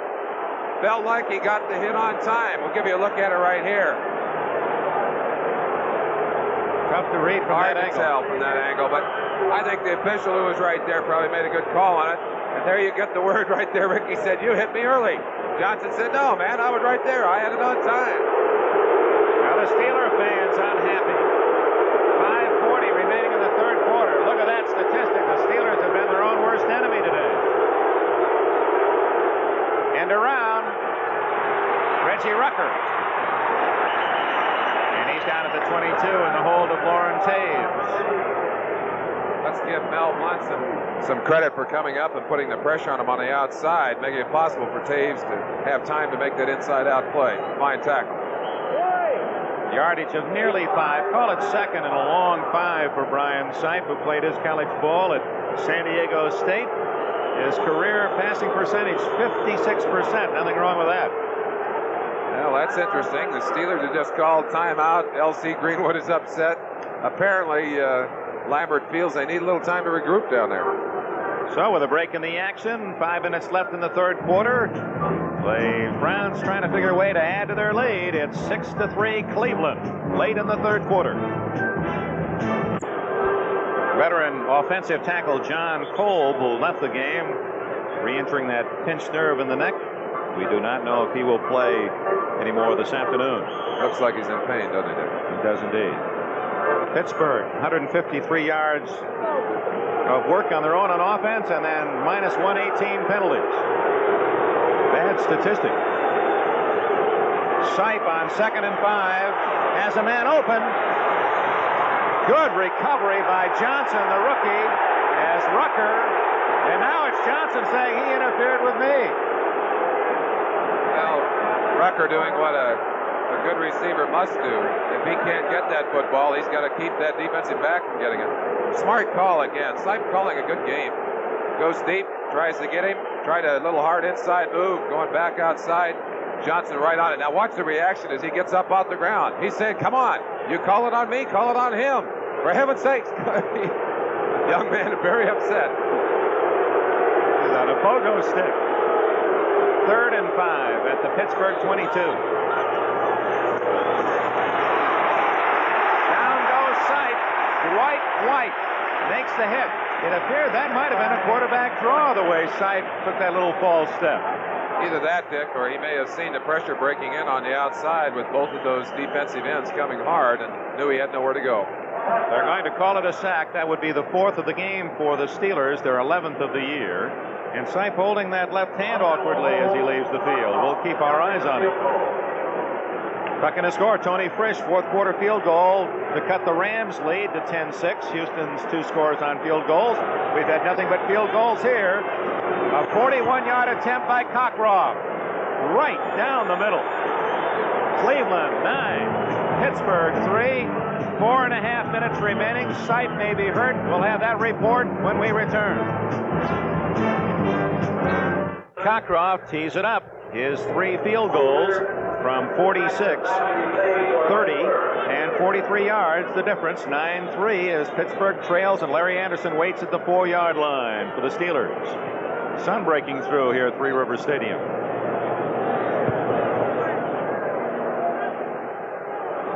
From the 3. Anderson has some blockers.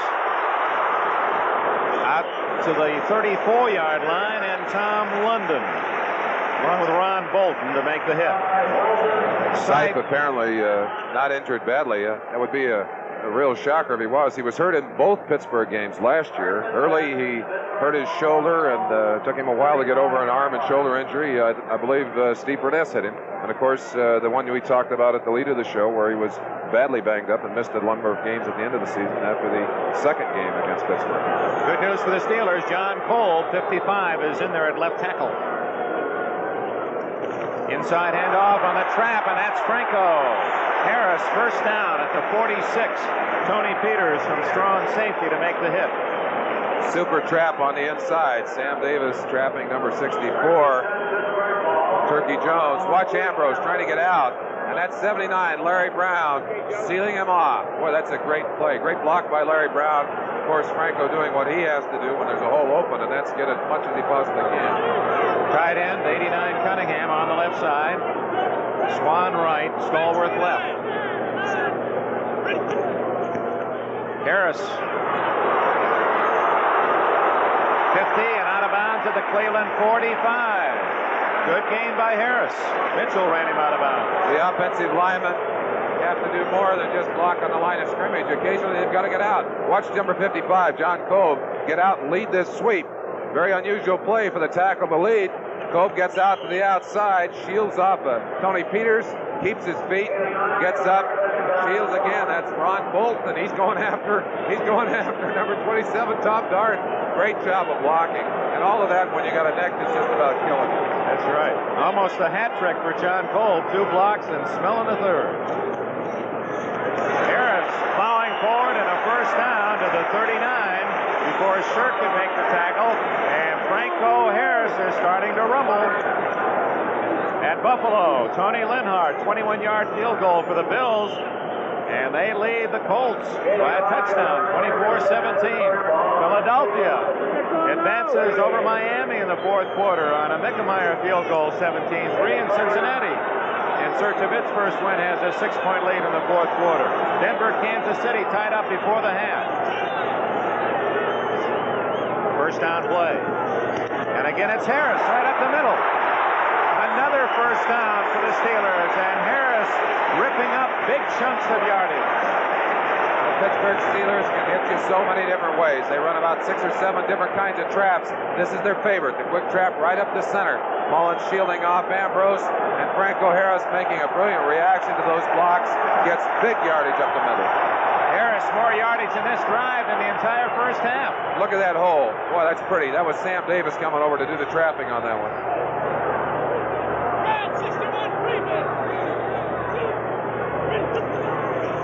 Harris again. Inside the 25, a gain of about 4. Charlie Hall made the stop, number 59. Earl Edwards on the assist. So Harris, a slow first half, but this has been a big drive for him, and he's moving toward that 100-yard game that is so familiar to his pattern.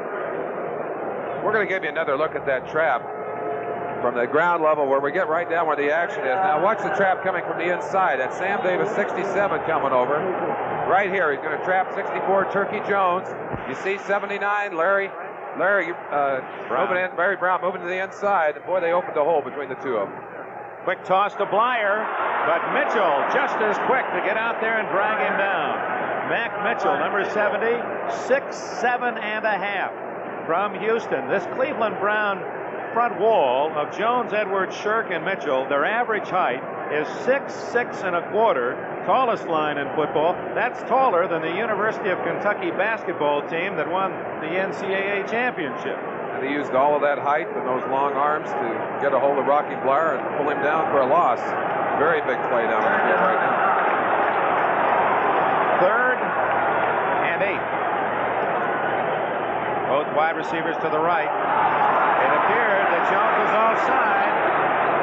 Doesn't matter. First down at the 14 to Swan. In heavy traffic, Tom London made the tackle. Was that Ron Bolton? In talking to the Cleveland Browns, of course, they knew that Swan was the favorite receiver and that's the guy they would like to go to. There's the call. Offside, of course, refused because of the big gain on the play. But even though they know who Bradshaw wants to go to on those big downs, pretty hard to stop a combination like that when the timing is so perfect and when Swan is just so elusive. Number 38, Sidney Thornton, ducking his head into the Pittsburgh huddle. He's 5'11", 230. Swan and Stallworth to the right with Stallworth in the slot. Thornton and Harris, the running backs. First down. Harris breaks 2 tackles, but down at the 16 as Clarence Scott comes up from the corner to make the stop. Interesting. That's one of the things the Browns said they hoped they could do defensively, was force Franco Harris to run laterally to the line of scrimmage. They said if we can make him run laterally, we can stop him. And boy, I'll tell you, earlier in this drive when he got up the field, they couldn't stop him. They got him to go laterally on that one, and they finally got him stopped. Now, we talked about Pittsburgh's ability to develop a long touchdown drive, and they've got one brewing. But a loss on first down makes it 2nd and 12. Bradshaw. Right through the arms of the Cleveland defender and then right down the basket of Cunningham, the tight end, number 89. It appeared to have interception written all over it. Let's let you look at it. Ground level. Terry Bradshaw, I'm sure, not very happy at the way he threw that pass. That's Charlie Hall. Just misjudged it slightly. And I think Tom Darden had a shot at it, too. Cunningham, the third man to have a chance at it. Boy, you wouldn't want it to be in that order. You'd like your guy to have a shot first. Rocky Blyer returns. Thornton in for that one play. Ball at the 16, 3rd and 12. Bradshaw leading the NFL in passing going into this game. Lots of time. Swan had finally worked his way open, but by that time Bradshaw didn't have time to patiently search him out. He had to get rid of it as the Browns were closing in on him. Swan, of course, one of the great receivers. You give him that much time, he's going to find an open spot. Now, when we return for the start of the 4th quarter, the Steelers will see if they go for the field goal. 9-3, Cleveland after 3. 4th quarter opens in Pittsburgh. Roy Gerela, whose three-pointer in the early minutes of the game, the only Pittsburgh scoring, will try to root home a 33-yard attempt.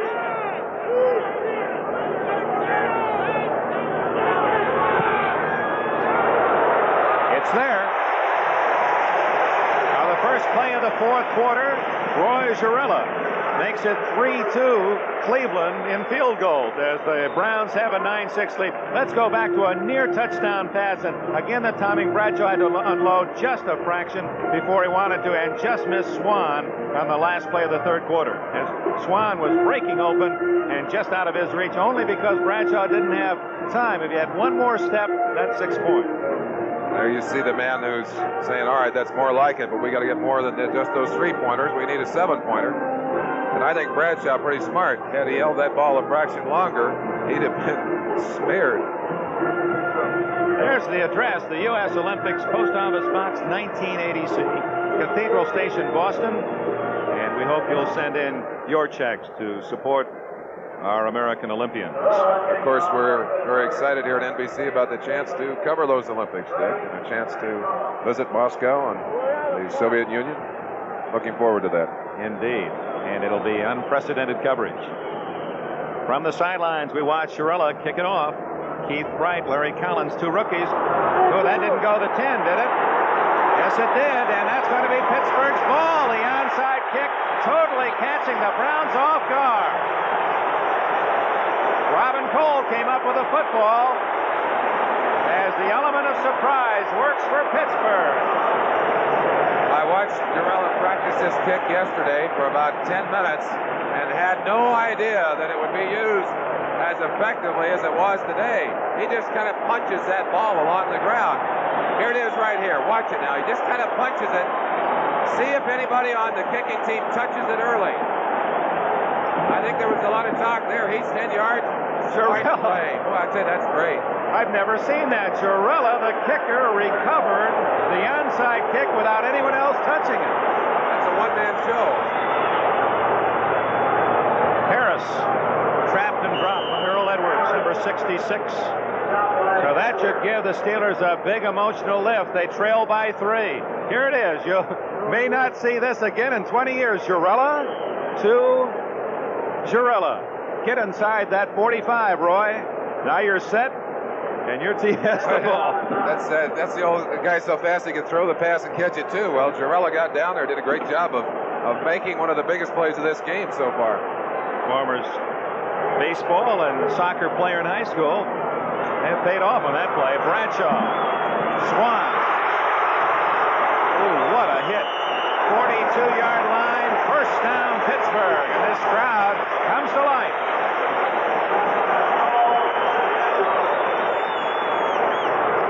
Swan, of course, with his great speed, has got to scare those defensive backs. And he gave him a little riffle like he was going deep. Stopped short, cut back to the inside. He was all by himself. Swan's hand looks like it bothered him. I think he took a rap on it, that hit. Number 83, Theo Bell, has replaced him with 5 catches today. Swan has 19 for the year. He leads the Steelers. Harris straight ahead to the 38-yard line. DeGambrose, another tackle for Cleveland. He's played a fine game. Gerald Irons, assistant. A couple of very physical linebackers. This is a well-balanced defensive team for Cleveland, and they have played extremely fine football today. I think as much as anything, they are responsible for shutting down the very potent offense that the Steelers had showed earlier. Yeah, the Bengals scored. have an 8-point lead. Yeah, safety. Bradshaw down the middle. Darden waiting in the weeds, and as Stallworth was about to latch onto that pass, that Darden ducking in and breaking it up, and may have injured Stallworth in the process. Aggressive move, Merlin. Very aggressive. And Darden, of course, one of the most aggressive safeties in the league. Right up, strips and rips and knocks John Stallworth right to the ground. No chance to hang on to a football when you get defensive plays like that.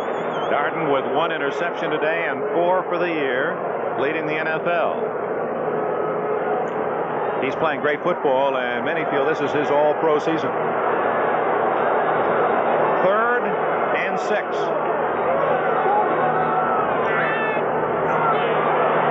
Bradshaw deep. Intercepted. Is that a touchdown? No.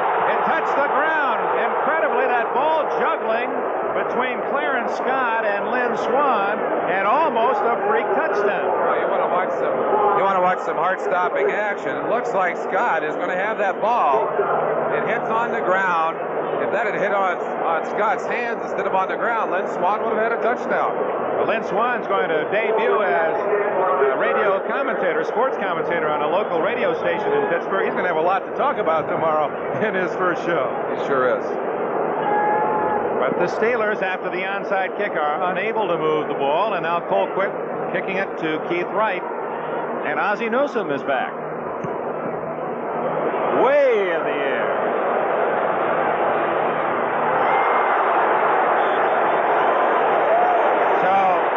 Just let that ball hit him in the chest. Then it was down at the 7-yard line. Now that's interesting. He played that one like a goalie. That's again Pittsburgh Steelers kicking to Pittsburgh Steelers. Great hang time that allowed Rudershaw to get down there and bounce it out of bounds, or at least kill it dead. Cleveland's ball deep in their own end. Most interesting coverage on that punt. 1, can a man catch the ball when it's his team that has punted it? Rudershan couldn't. I've asked the question myself of the officials, and apparently it's not illegal if there's not a member of the receiving team anywhere near the ball. In other words, you can't take the opportunity away from them. If they're not there, the answer is yes. Rudersham, although he let the ball bounce off his chest, could have caught it, and then it would have been at the 1-yard line. The Browns have a little better position at the 7. Sipe, great fake. He's in trouble. Complete at the 15 to Logan.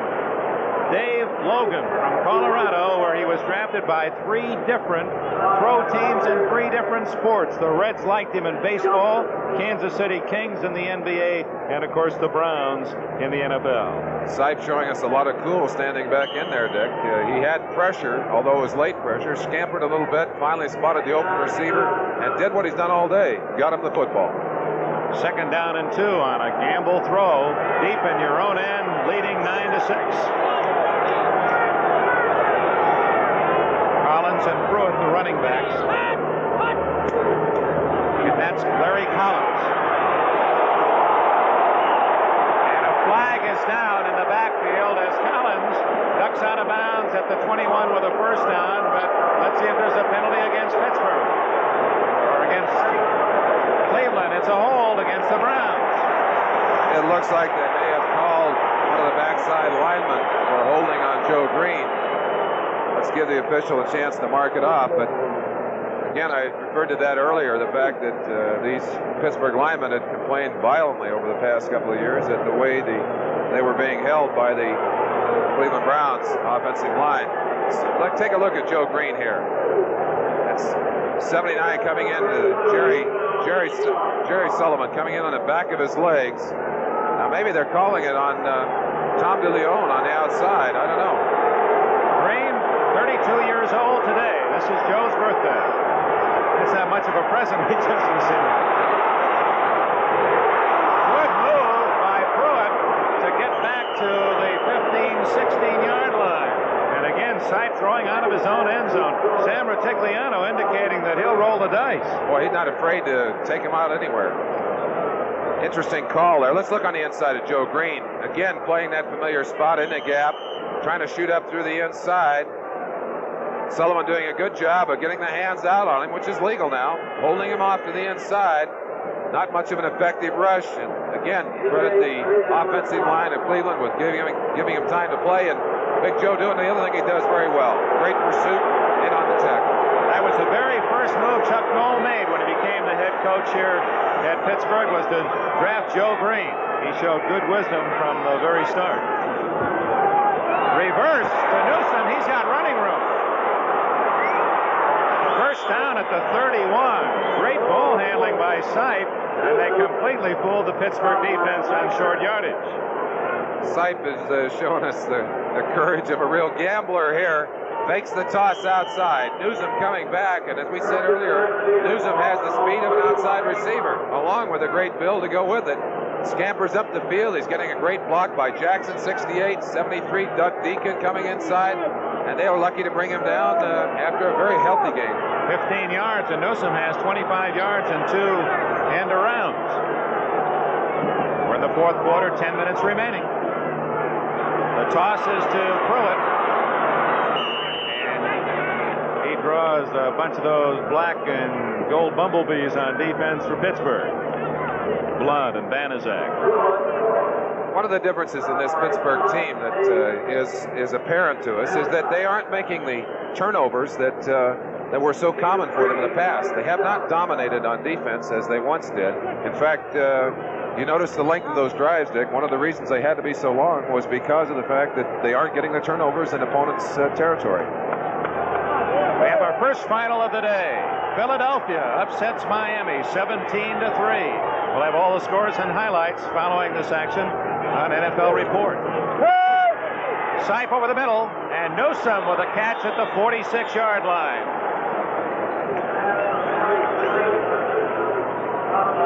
It's a Cleveland first down after starting inside their own 10 after the punt.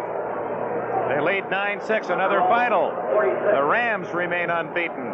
10-6 victory at the Houston Astrodome. They've won some low-scoring games so far. They sure have. Some tough football for the Rams, and always a tough game when you play in the Astrodome at Houston.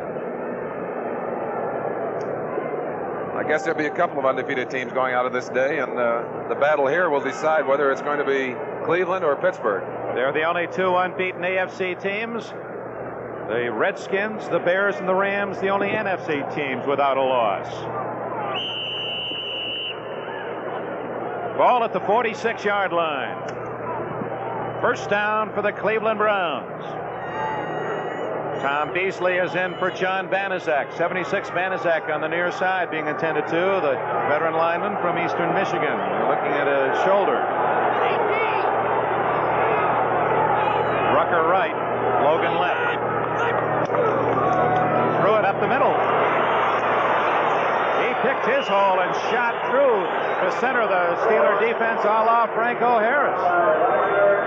Dick Enberg with Merlin Olsen. Three River Stadium in Pittsburgh the same. Fourth quarter.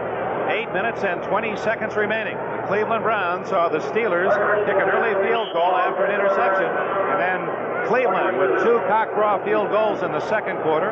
Another in the third. Pittsburgh on the first play of the fourth quarter, a Jarrella field goal. In a battle of three-pointers, it's 9-6 Cleveland.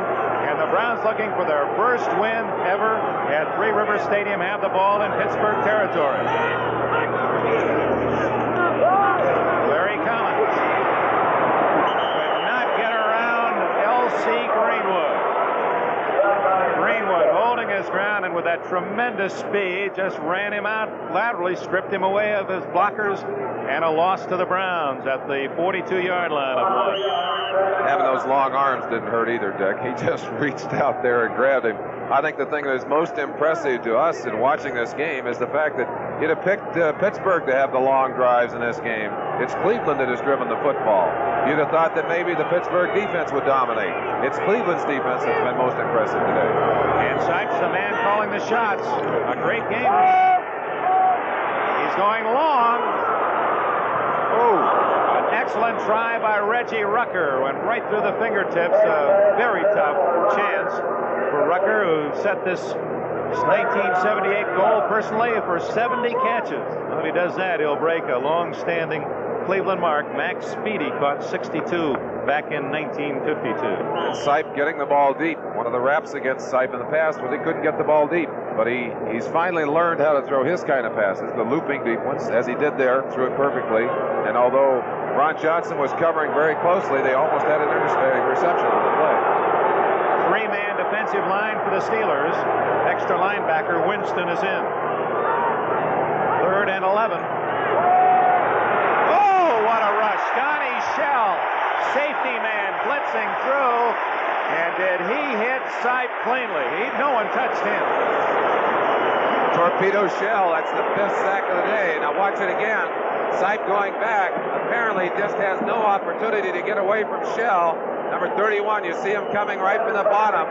And if he hadn't gotten him, Jack Lambert would have. To Sipe's credit, he was able to maintain possession of the football. So Rudersham and Terry drop back to the 11-yard line. Evans, short kick. At the 20, Terry. And a solid hit made by the Cleveland Browns, number 40, Tom London, the cornerback. Tom London, one of the players that Rutigliano drafted to work on his special teams. Timeout. 6.5 minutes left in this one. Cleveland protecting a 3-point lead. Here it's 9-6. Cleveland leading Pittsburgh. The safety the difference at Cincinnati, where the Bengals have their lead cut to 1. New Orleans scored on a Mike Strawn run, his second touchdown of the game. Sperry, NFL report. All the scores follow the action from Pittsburgh. That's Bradshaw. Chase from behind. Eyes in the back of his head. Jones couldn't catch him. 44-yard line before Gerald Irons can make the tackle. Almost knocked the shoes right off Bradshaw's feet.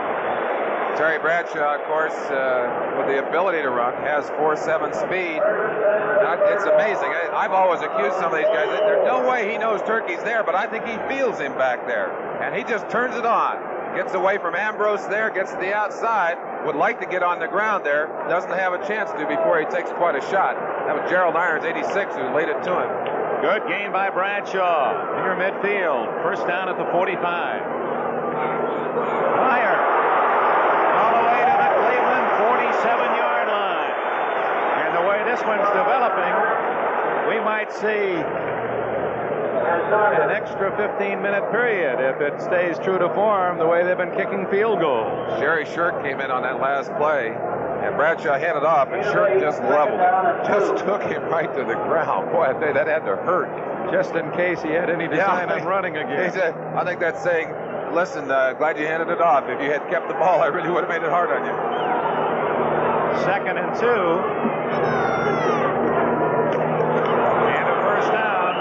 Flag down, thrown by the linesman across the way. Penalties have hurt the Steelers throughout this game. Offside Cleveland. That'll bring with it a first down. They needed only 2 yards on 2nd down. So the 5 yards down to the Cleveland 42, where it's 1st and 10 Pittsburgh. Offside, number 64, defense, first down. Joe Jones jumping offside. Quite possibly lined up offside, which is easy to do when you get into the heat of battle down there. They've been rotating some offensive or defensive linemen. Mike St. Clair in there now with Mickey Sims, Jerry Shirk, and Joe Jones. Keeping them in there, keeping them fresh. 5 minutes remaining in the game as Harris cuts to the 39-yard line. Could not get to the corner. Slipped inside, and Shirk and Ambrose teamed up on the tackle. 4:54, 4:53. Clock is running. Pittsburgh with the ball in Cleveland territory at the Browns 39. Not quite in field goal range yet. Score from Kansas City. We saw him last week. Tony Reed, a 15-yard run, and the Chiefs lead Denver 17-10. Would that be an upset? What an exciting player that Tony Reed is. Amazing. He made some tremendous runs last week against the Giants. Bradshaw faking to Harris. All day to throw. Stallworth. First down at the 16-yard line, and Pittsburgh pounding on the door.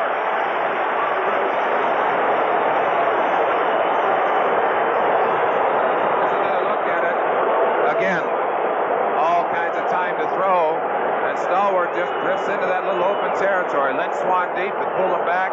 Tom Darden doesn't have much of a chance as Bolton finally comes over and puts the stopper on it. Here's another look at Bradshaw. You see how much room he has to throw that football. You cannot give Terry Bradshaw that kind of room. Otherwise, he's going to find those open receivers. First down at the Cleveland 16. The Browns 9. The Steelers 6. 3:38 left. Franco Harris trapped and dropped for a loss at the 20-yard line. The man who made the play defensively was number 70, Mac Mitchell. He forced Harris much wider and deeper than he wanted to go, and then Gerald Irons came up to make the tackle. Give you a ground look. Number 70, Mitchell, getting quick to the outside, reading the play. Gove is supposed to bump him a little bit if he gets in trouble. Mitchell does not make the play, but he forces Franco deep, as you said, Dick. By the time Franco can recover too many white shirts, he takes the loss. Back to the 19-yard line, 2nd and 13. Browns loosen their pass defense. Audible by Bradshaw. Good protection. No catch.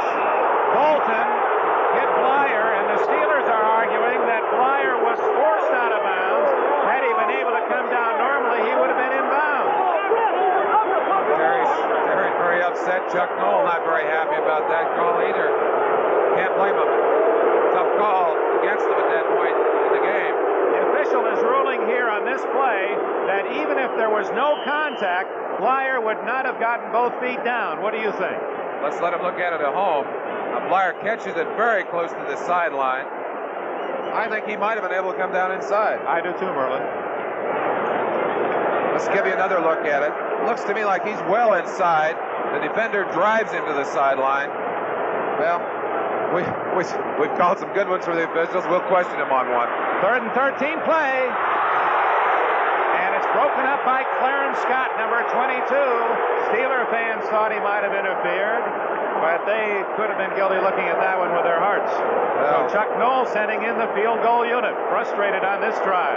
Here it is as Lynn Swann is trying to break away from Clarence Scott, and Scott is up around him. I don't know whether he made contact with him before they hit. Swann thought he did. I'm sure that Clarence Scott said, no way, I was right on the money.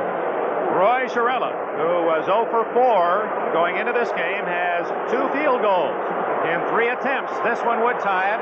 It's a 36-yard attempt.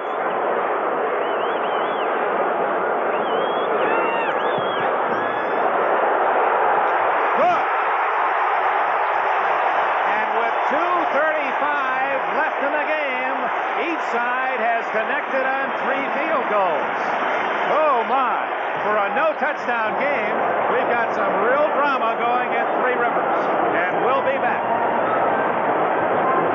Their Don Cockcroft field goal try. And look at those Steelers up on the line of scrimmage. 8 men on the line of scrimmage. Too much time. Ooh, I don't believe that's a play. That was a delay of game. No, it's a delay of game. 2:09. It's not the 2-minute warning. The Steeler defense, they're trying to lift a sluggish offense with their spirited play. There's a little emotion pumping out there right now, Dick.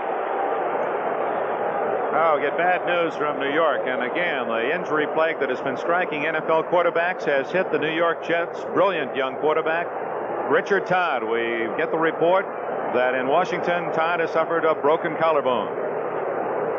Well, it's all just bounce and bounce. Offense. It's not delay of game, but a false start. The Steelers taking the penalty. Well, they had no choice there. The play was blown dead with the false start. 2nd and 15 at the 33 of Cleveland. Dennis Winston is in for Joe Green, an extra linebacker for the Steelers. And it looks like they may be coming. Nope, fake the blitz. Through a lot of traffic. Oh, Sipe forcing that pass through 4 defenders, trying to find Ozzie Newsome. Again, trying to go to a money receiver, the young Ozzie Newsome. But Sipe not able to get the ball on target, and there were just too many Steelers there to make anybody everybody happy except the Pittsburgh Steelers. Crowd chanting defense, defense, and that's what they're getting from their Pittsburgh players. Tony Dungy, number 21, the fifth defensive back, is in. Dungy has led this Pittsburgh team in interceptions. They played very little, but has been a surprisingly successful interceptor. This will be the last play before the 2-minute warning. 3rd and 15. Open is Rucker. Fumble, and Pittsburgh has the ball. Jack Lambert recovers at the Steeler 43. Check that. No, it's Robin Cole who came up with the football. And they're saying he didn't have it long enough. The official who had called it a fumble is being overruled. And you see the official saying, no, he did not have possession long enough. Here again, a controversial call. A second look. Call must be made. How long did he have it in his hand? I think he's probably right. Looked like it just barely had gained control of that ball when it was batted away. Of course, the Steelers very happy about it, but looking at it, pretty good call. They're going to get the ball anyway because Cleveland's punting unit is on the field at the 2-minute warning. 1:55 left. Here in Pittsburgh, it's a 9-9 tie. You are looking at a magic means of transportation. New Dodge Magnum XE, a splendid combination of touring car and luxury car. Consider Magnum XE's exciting update of the classic cord-type grille. Inside, a place of sophisticated instrumentation, electronic wizardry, snug, crafted, comfortable. See the new Dodge Magnum XE, a magic means of transportation. It's been Cockcroft versus Chiarella. Each man has made 3 field goals. 9-9 tie, and we have less than 2 minutes left in regulation play. Evans to kick, Ruder, Shan, and Terry to rookie stand at the Pittsburgh 22. It's his best punt of the day. What a kick. Ruder, Shan fumbles and recovers at the 15-yard line. Oh, my. Rudershan, great second reaction to recover his own fumble. The rookie from Pittsburgh grew up here in the Steel City and now playing his pro ball here in Three Rivers. We welcome those of you who are watching the Jet-Washington game. Get a final score on that one for those of us who do not know here in Pittsburgh, where it's 9-9. Dick Enberg with Merlin Olsen. All field goals. Cleveland saw Pittsburgh hit the first one. Cleveland led 6-3 at the half, 9-3 after 3. And Roy Chiarella's hit 2 here in the 4th quarter. Franco Harris gets 3, and then into the arms of Earl Edwards, number 66. Fine job by the defense of stringing it out, forcing Franco to run parallel to the line of scrimmage, and then when he had to come back inside, they had great pursuit and were able to tackle him for a short gain. Time 1:20 left in regulation play. Bradshaw going to the air. Lots of time. Going to be intercepted. Tom Darden has his second interception of the game down at the 44, and it's Cleveland's chance to cheer. Tom Darden has made a couple of great plays for the Browns today, and certainly that was one of the biggest of the day.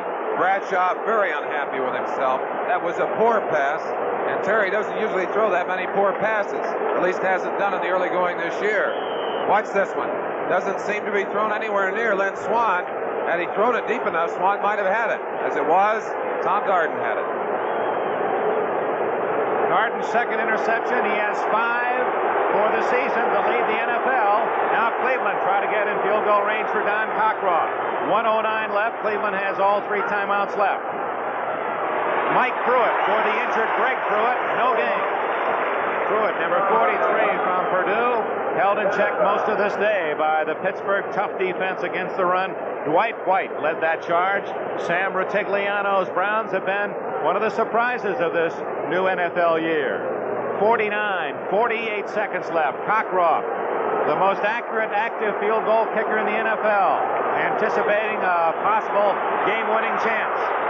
Ozzie Newsome out of bounds at the 36 of Pittsburgh. Still probably outside Cockcroft's range. 37 seconds left. Interesting to watch the Browns working down that clock. Plenty of time yet to get inside the range of Cockcroft, and I can't think of anyone, Dick, that I would rather have kicking a field goal under a pressure situation than Don Cockcroft. Veteran from Adams State, who was second in Cleveland history to the immortal Lou Groza. In fact, he joined Cleveland in '67. Groza was still on the team. 37 seconds left. Third and about 2.5. Oh my! Threw it, dragged down by Jack Lambert, the All-Pro.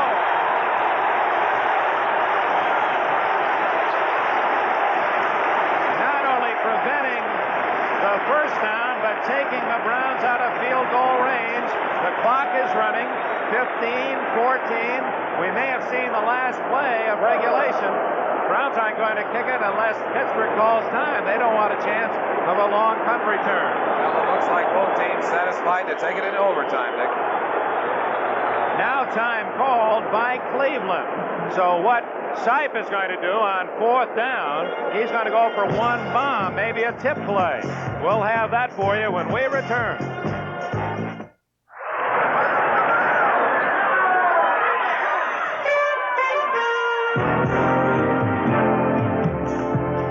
How about a winner for me? New Schlitz Light. There's a new taste in Schlitz Light. The taste of natural ingredients brewed into a Pilsner beer. New Schlitz Light. Still less filling with a taste that's bigger than light. Gentlemen, here's to fast horses. Schlitz Light and those who love them. Schlitz Light. Natural Pilsner beer. When you want to cut out quick, our brand's the one to pick. You can trust AC. Thanks, AC. Smart Plugs by AC. We help you pick up speed, and speed is what you need. You can trust AC. Thanks, AC. Smart Plugs by AC. So when you want to go, we're the name to know. You can trust AC. Thanks, AC. Smart Plugs by AC. Thanks, AC. 2 seconds left. A battle of field goals even. Ryan Sipe out of field goal range. We'll look at a Pittsburgh defense who will get many defenders back toward the Steeler goal line. With the new tip rule, we might see a little volleyball attempt at a touchdown on the last play of regulation.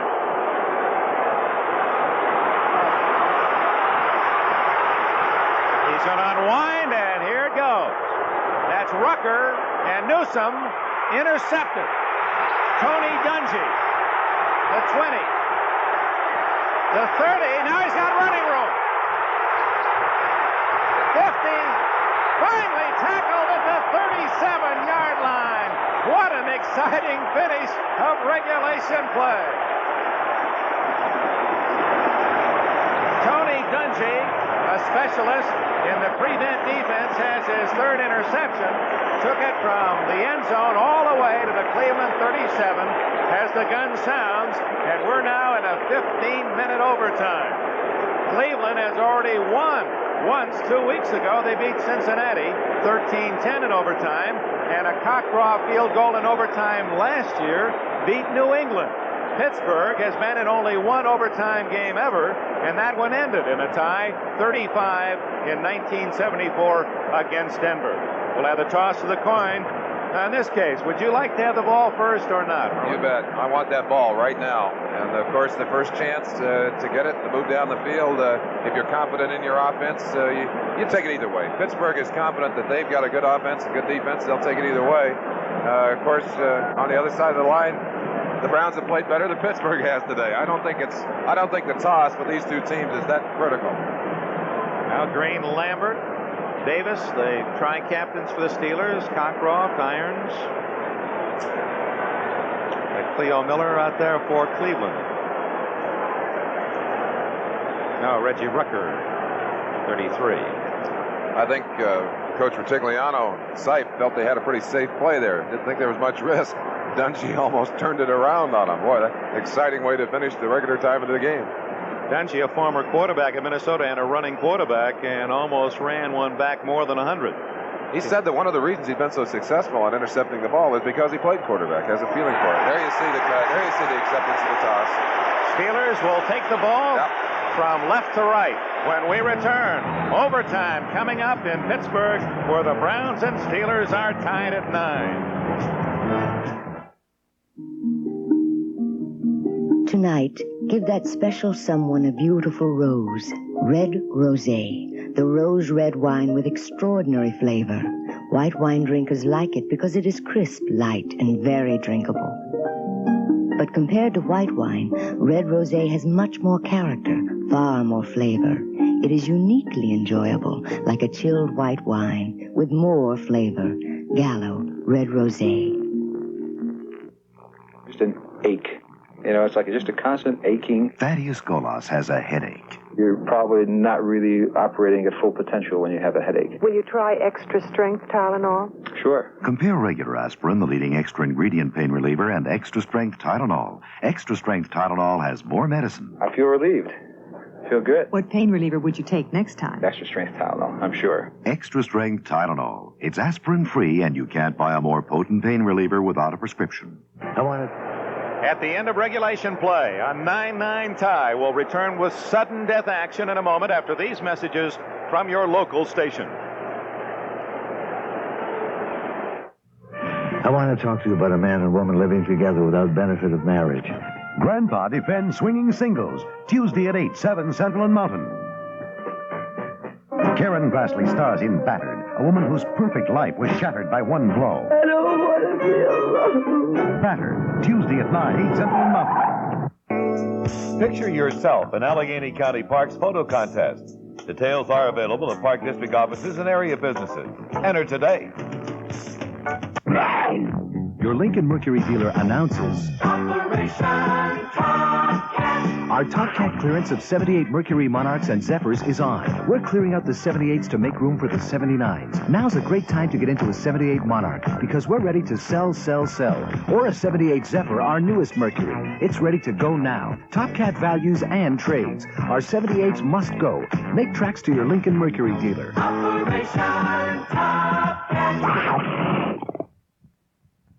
You son of a gun. Everybody knew we were getting a new car. But we figured for a few dollars more, why not get what we really wanted? So I went to HFC, got the extra I needed, and today we're driving what some people only dream about. You son of a gun. Would I borrow from HFC again? Next year when we go to Alaska. Alaska? Household Finance, where people use our money to get the most out of life. 11 alive. The Cleveland Browns and the Pittsburgh Steelers, the only two unbeaten teams in the AFC, both reluctant to accept that first loss, are in overtime. Sudden death, any score, safety, field goal, touchdown, it's over. Cockroft kicks it off. That's the rookie Larry Anderson at the 11-yard line. Good coverage by Cleveland. Fumble! Cleveland recovers at the 25-yard line. Anderson's second fumble is covered by Ricky Feature, the wide receiver from Mississippi Valley. Unless they're going to rule that that ball was already down. No, it's Cleveland's ball. The hit was made by Dave Graff, number 55. And no, they say that this is not a fumble. Oh, my. Let's give you a look at it at home. Anderson loses his feet and touched the ground, but obviously up. A matter of whether you want to say he was down because of a hit. That's a fumble, Merlin. He was back on his feet. The Browns thought they had the ball. We'll see how important that call is. Pittsburgh retains possession at the 21-yard line. We welcome those that have been watching the Redskins and Jets. We'll keep you posted on that game. Washington leading 23-3. Franco Harris can't get outside, comes inside for short yardage. Watch again. Unless a whistle blew that play dead, there is no way that that would not be ruled a fumble, as Anderson had gotten down but got back up. Watch him. He slips on his own feet. He goes to the ground there. No contact. No contact. He's up, and he fumbles as he's off the ground.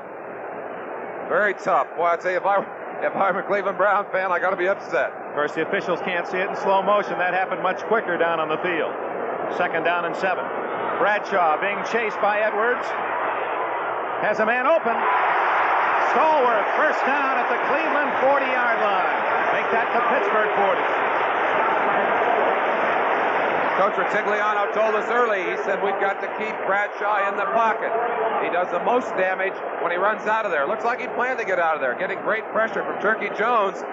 Comes over to this side and does what I think is the toughest thing for a quarterback to do. Throws to his left when he's running left. And boy, he puts it right on the money. Stallworth catches it inbounds, pays the price as he's knocked out of bounds. First down, Pittsburgh at the 40. It appeared that Cockcroft and the Browns were in easy field goal range on the fumble. No fumble, and now it's Pittsburgh driving. Blyer gets 4, maybe 5. Former Notre Dame star, 16th round draft pick of Frank Merriwell's story. And his story is going to be in your motion picture house sometime early next year, as they will do his book, Fighting Back, into a motion picture. And it's a story almost hard to believe. Almost too good to be true. But what he is as a player and an athlete, almost too good to be true. He's one great human being too, Dick. Second down and 5. Blyer and Harris split behind Bradshaw. Blyer finds a hole and close to a first down at midfield. For Edwards and Hall can collaborate on the stop. We're in the 15-minute sudden death. 13:20 left. Cleveland and Pittsburgh tied at 9. Pittsburgh with a kickoff to start the overtime period. An apparent fumble ruled no fumble. Pittsburgh maintained possession. Randy Grossman, number 84 in the ball game for the Steelers at tight end. They've gone to a short yardage offense with just a little over a yard to go on this one. And Bradshaw going to throw. He short hops it, incomplete. Oh, an interesting call. The Steelers apparently want to go for the bundle.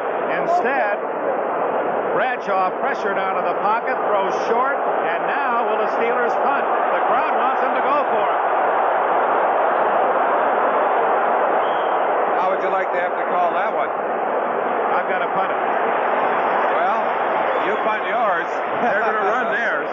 That's why they won't let me near the field. Boy, that's a vote of confidence to an offense. Let's see what they do with it. Meanwhile, in the nation's capital, the Redskins still lead the Jets 23-3. This is Three River Stadium in Pittsburgh, 4th and 1. Harris. I believe that second effort, he lunged forward for the first down. Dick Enberg with Merlin Olsen. We're in sudden death overtime. 12:47 left in this 15-minute period. Cleveland and Pittsburgh, a battle of field goals. 3-0 Pittsburgh in the first period. Then Cleveland got 2 in the second, another in the third. But Roy Gerela tied it with a pair of field goals in the fourth quarter. We've had some very interesting calls. It's been a tough game for the officials, a very physical game, and some borderline calls, and I don't think either side is very happy at this point. Very emotional game, too. A lot of penalties. I don't think I've ever seen a team hurt worse by penalties than Pittsburgh has hurt themselves in this one. And I think the great surprise to those of you who've watched the game all the way through has been the strength of this Cleveland team. The Browns have played well offensively and defensively, and it has not been an outstanding day at all for Pittsburgh. Until late in the fourth quarter, it looked like it was the Browns game all the way. Easily a first down. So the gamble pays off. At the Cleveland 49-yard line, Franco Harris again. He's been the bull in the backfield for Pittsburgh. 84 yards rushing, only 24 of those in the first half. Redskins leading the Jets 23-3 fourth quarter. We're going to stay with the action here in overtime, and Bradshaw to throw. Lynn Swann, first down at the 38-yard line of Cleveland, and now the Steelers are within a first down of a game-winning field goal. Clarence Scott made the tackle. Bradshaw back. He throws this one back against the grain. He looks to his left, looks the defenders off, and zips it. It's a strong throw. That's one of the things he does better than just about any quarterback in football. Powerful arm, gets it to his favorite receiver, Lynn Swann. And he's been the top catcher in the game with those 6. He got 6 in both the games last year against Cleveland, too, Dick. Rocky Blyer tripped up short yardage at the 36-yard line. The play was made by number 64, Joe Jones. And I would guess the mouths of Rutigliano and his counterpart, Noel, are a little dry at this point. For those of you who have been watching NFL 78, we return you to New York. The Steelers break huddle, 2nd and 9 at the 37-yard line. A reverse to Swan, a flea flicker, and it's Bradshaw to Cunningham. Touchdown!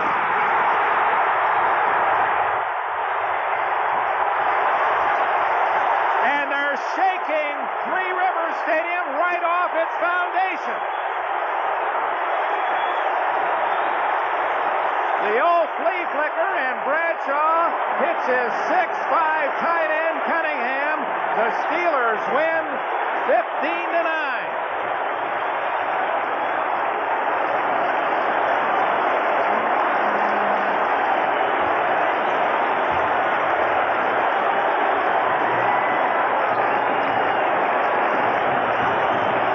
The only touchdown of a four-quarter plus game comes on a most unusual play, and Sam Rutigliano and Chuck Noll, they both gambled throughout this afternoon, and finally the big one pays off for Pittsburgh. Welcome back, NFL 78. We've just seen a spectacular game-winning touchdown, a fake reverse lateral to Bradshaw, who hit Benny Cunningham for a touchdown to win the game in overtime. Here it is. Terry Bradshaw, unafraid to go to something as tricky as a flea flicker, hands it off to Blyer. Blyer will hand it off again, and then they'll drop it back to Bradshaw. Bradshaw took a quick look downfield, saw Cunningham getting open. Cunningham just showing his great speed downfield, and Bradshaw, the strength of his arm. That ball had to be 60 yards in the air, Dick, and right on the money. Had it not been there, they may have knocked it away. But what a way to win a game. What a way to end it all. A spectacular game-winning score, and the Pittsburgh Steelers are now the only unbeaten team in the AFC as they defeat the Browns in overtime, 15-9. But to the credit of that Cleveland Ball Club, they played excellent football all day, and indeed, statistically, through four quarters, were the better team. It's a brutal loss. Has to be a brutal loss for them. They played so well throughout the game, and there's no question that I'm sure they'll go home and look at the films and say, hey, we deserve to win that game. We deserve to win it. 2 touchdown passes dropped on sight, or not dropped, but called back on sight. And had they had either one of those, of course, they would have won in regulation time. But Pittsburgh doing what they must do if they're going to be a championship team again. And we say again because they had a disappointing year last year. Here they are winning a game that it looked like they shouldn't win. But that's what the champions do, Dick. And for Benny Cunningham, the third-year tight end from Clemson, a moment he'll never forget, as he, the biggest man, biggest receiver in this game, and the biggest tight end in pro football, running a good pattern, and to Bradshaw's credit, as you pointed out, and perhaps we could see that throw one more time. I'm sure we will on NFL 78, the post-game report with all the scores. Cunningham in stride, catching that ball for a dramatic win here in Pittsburgh.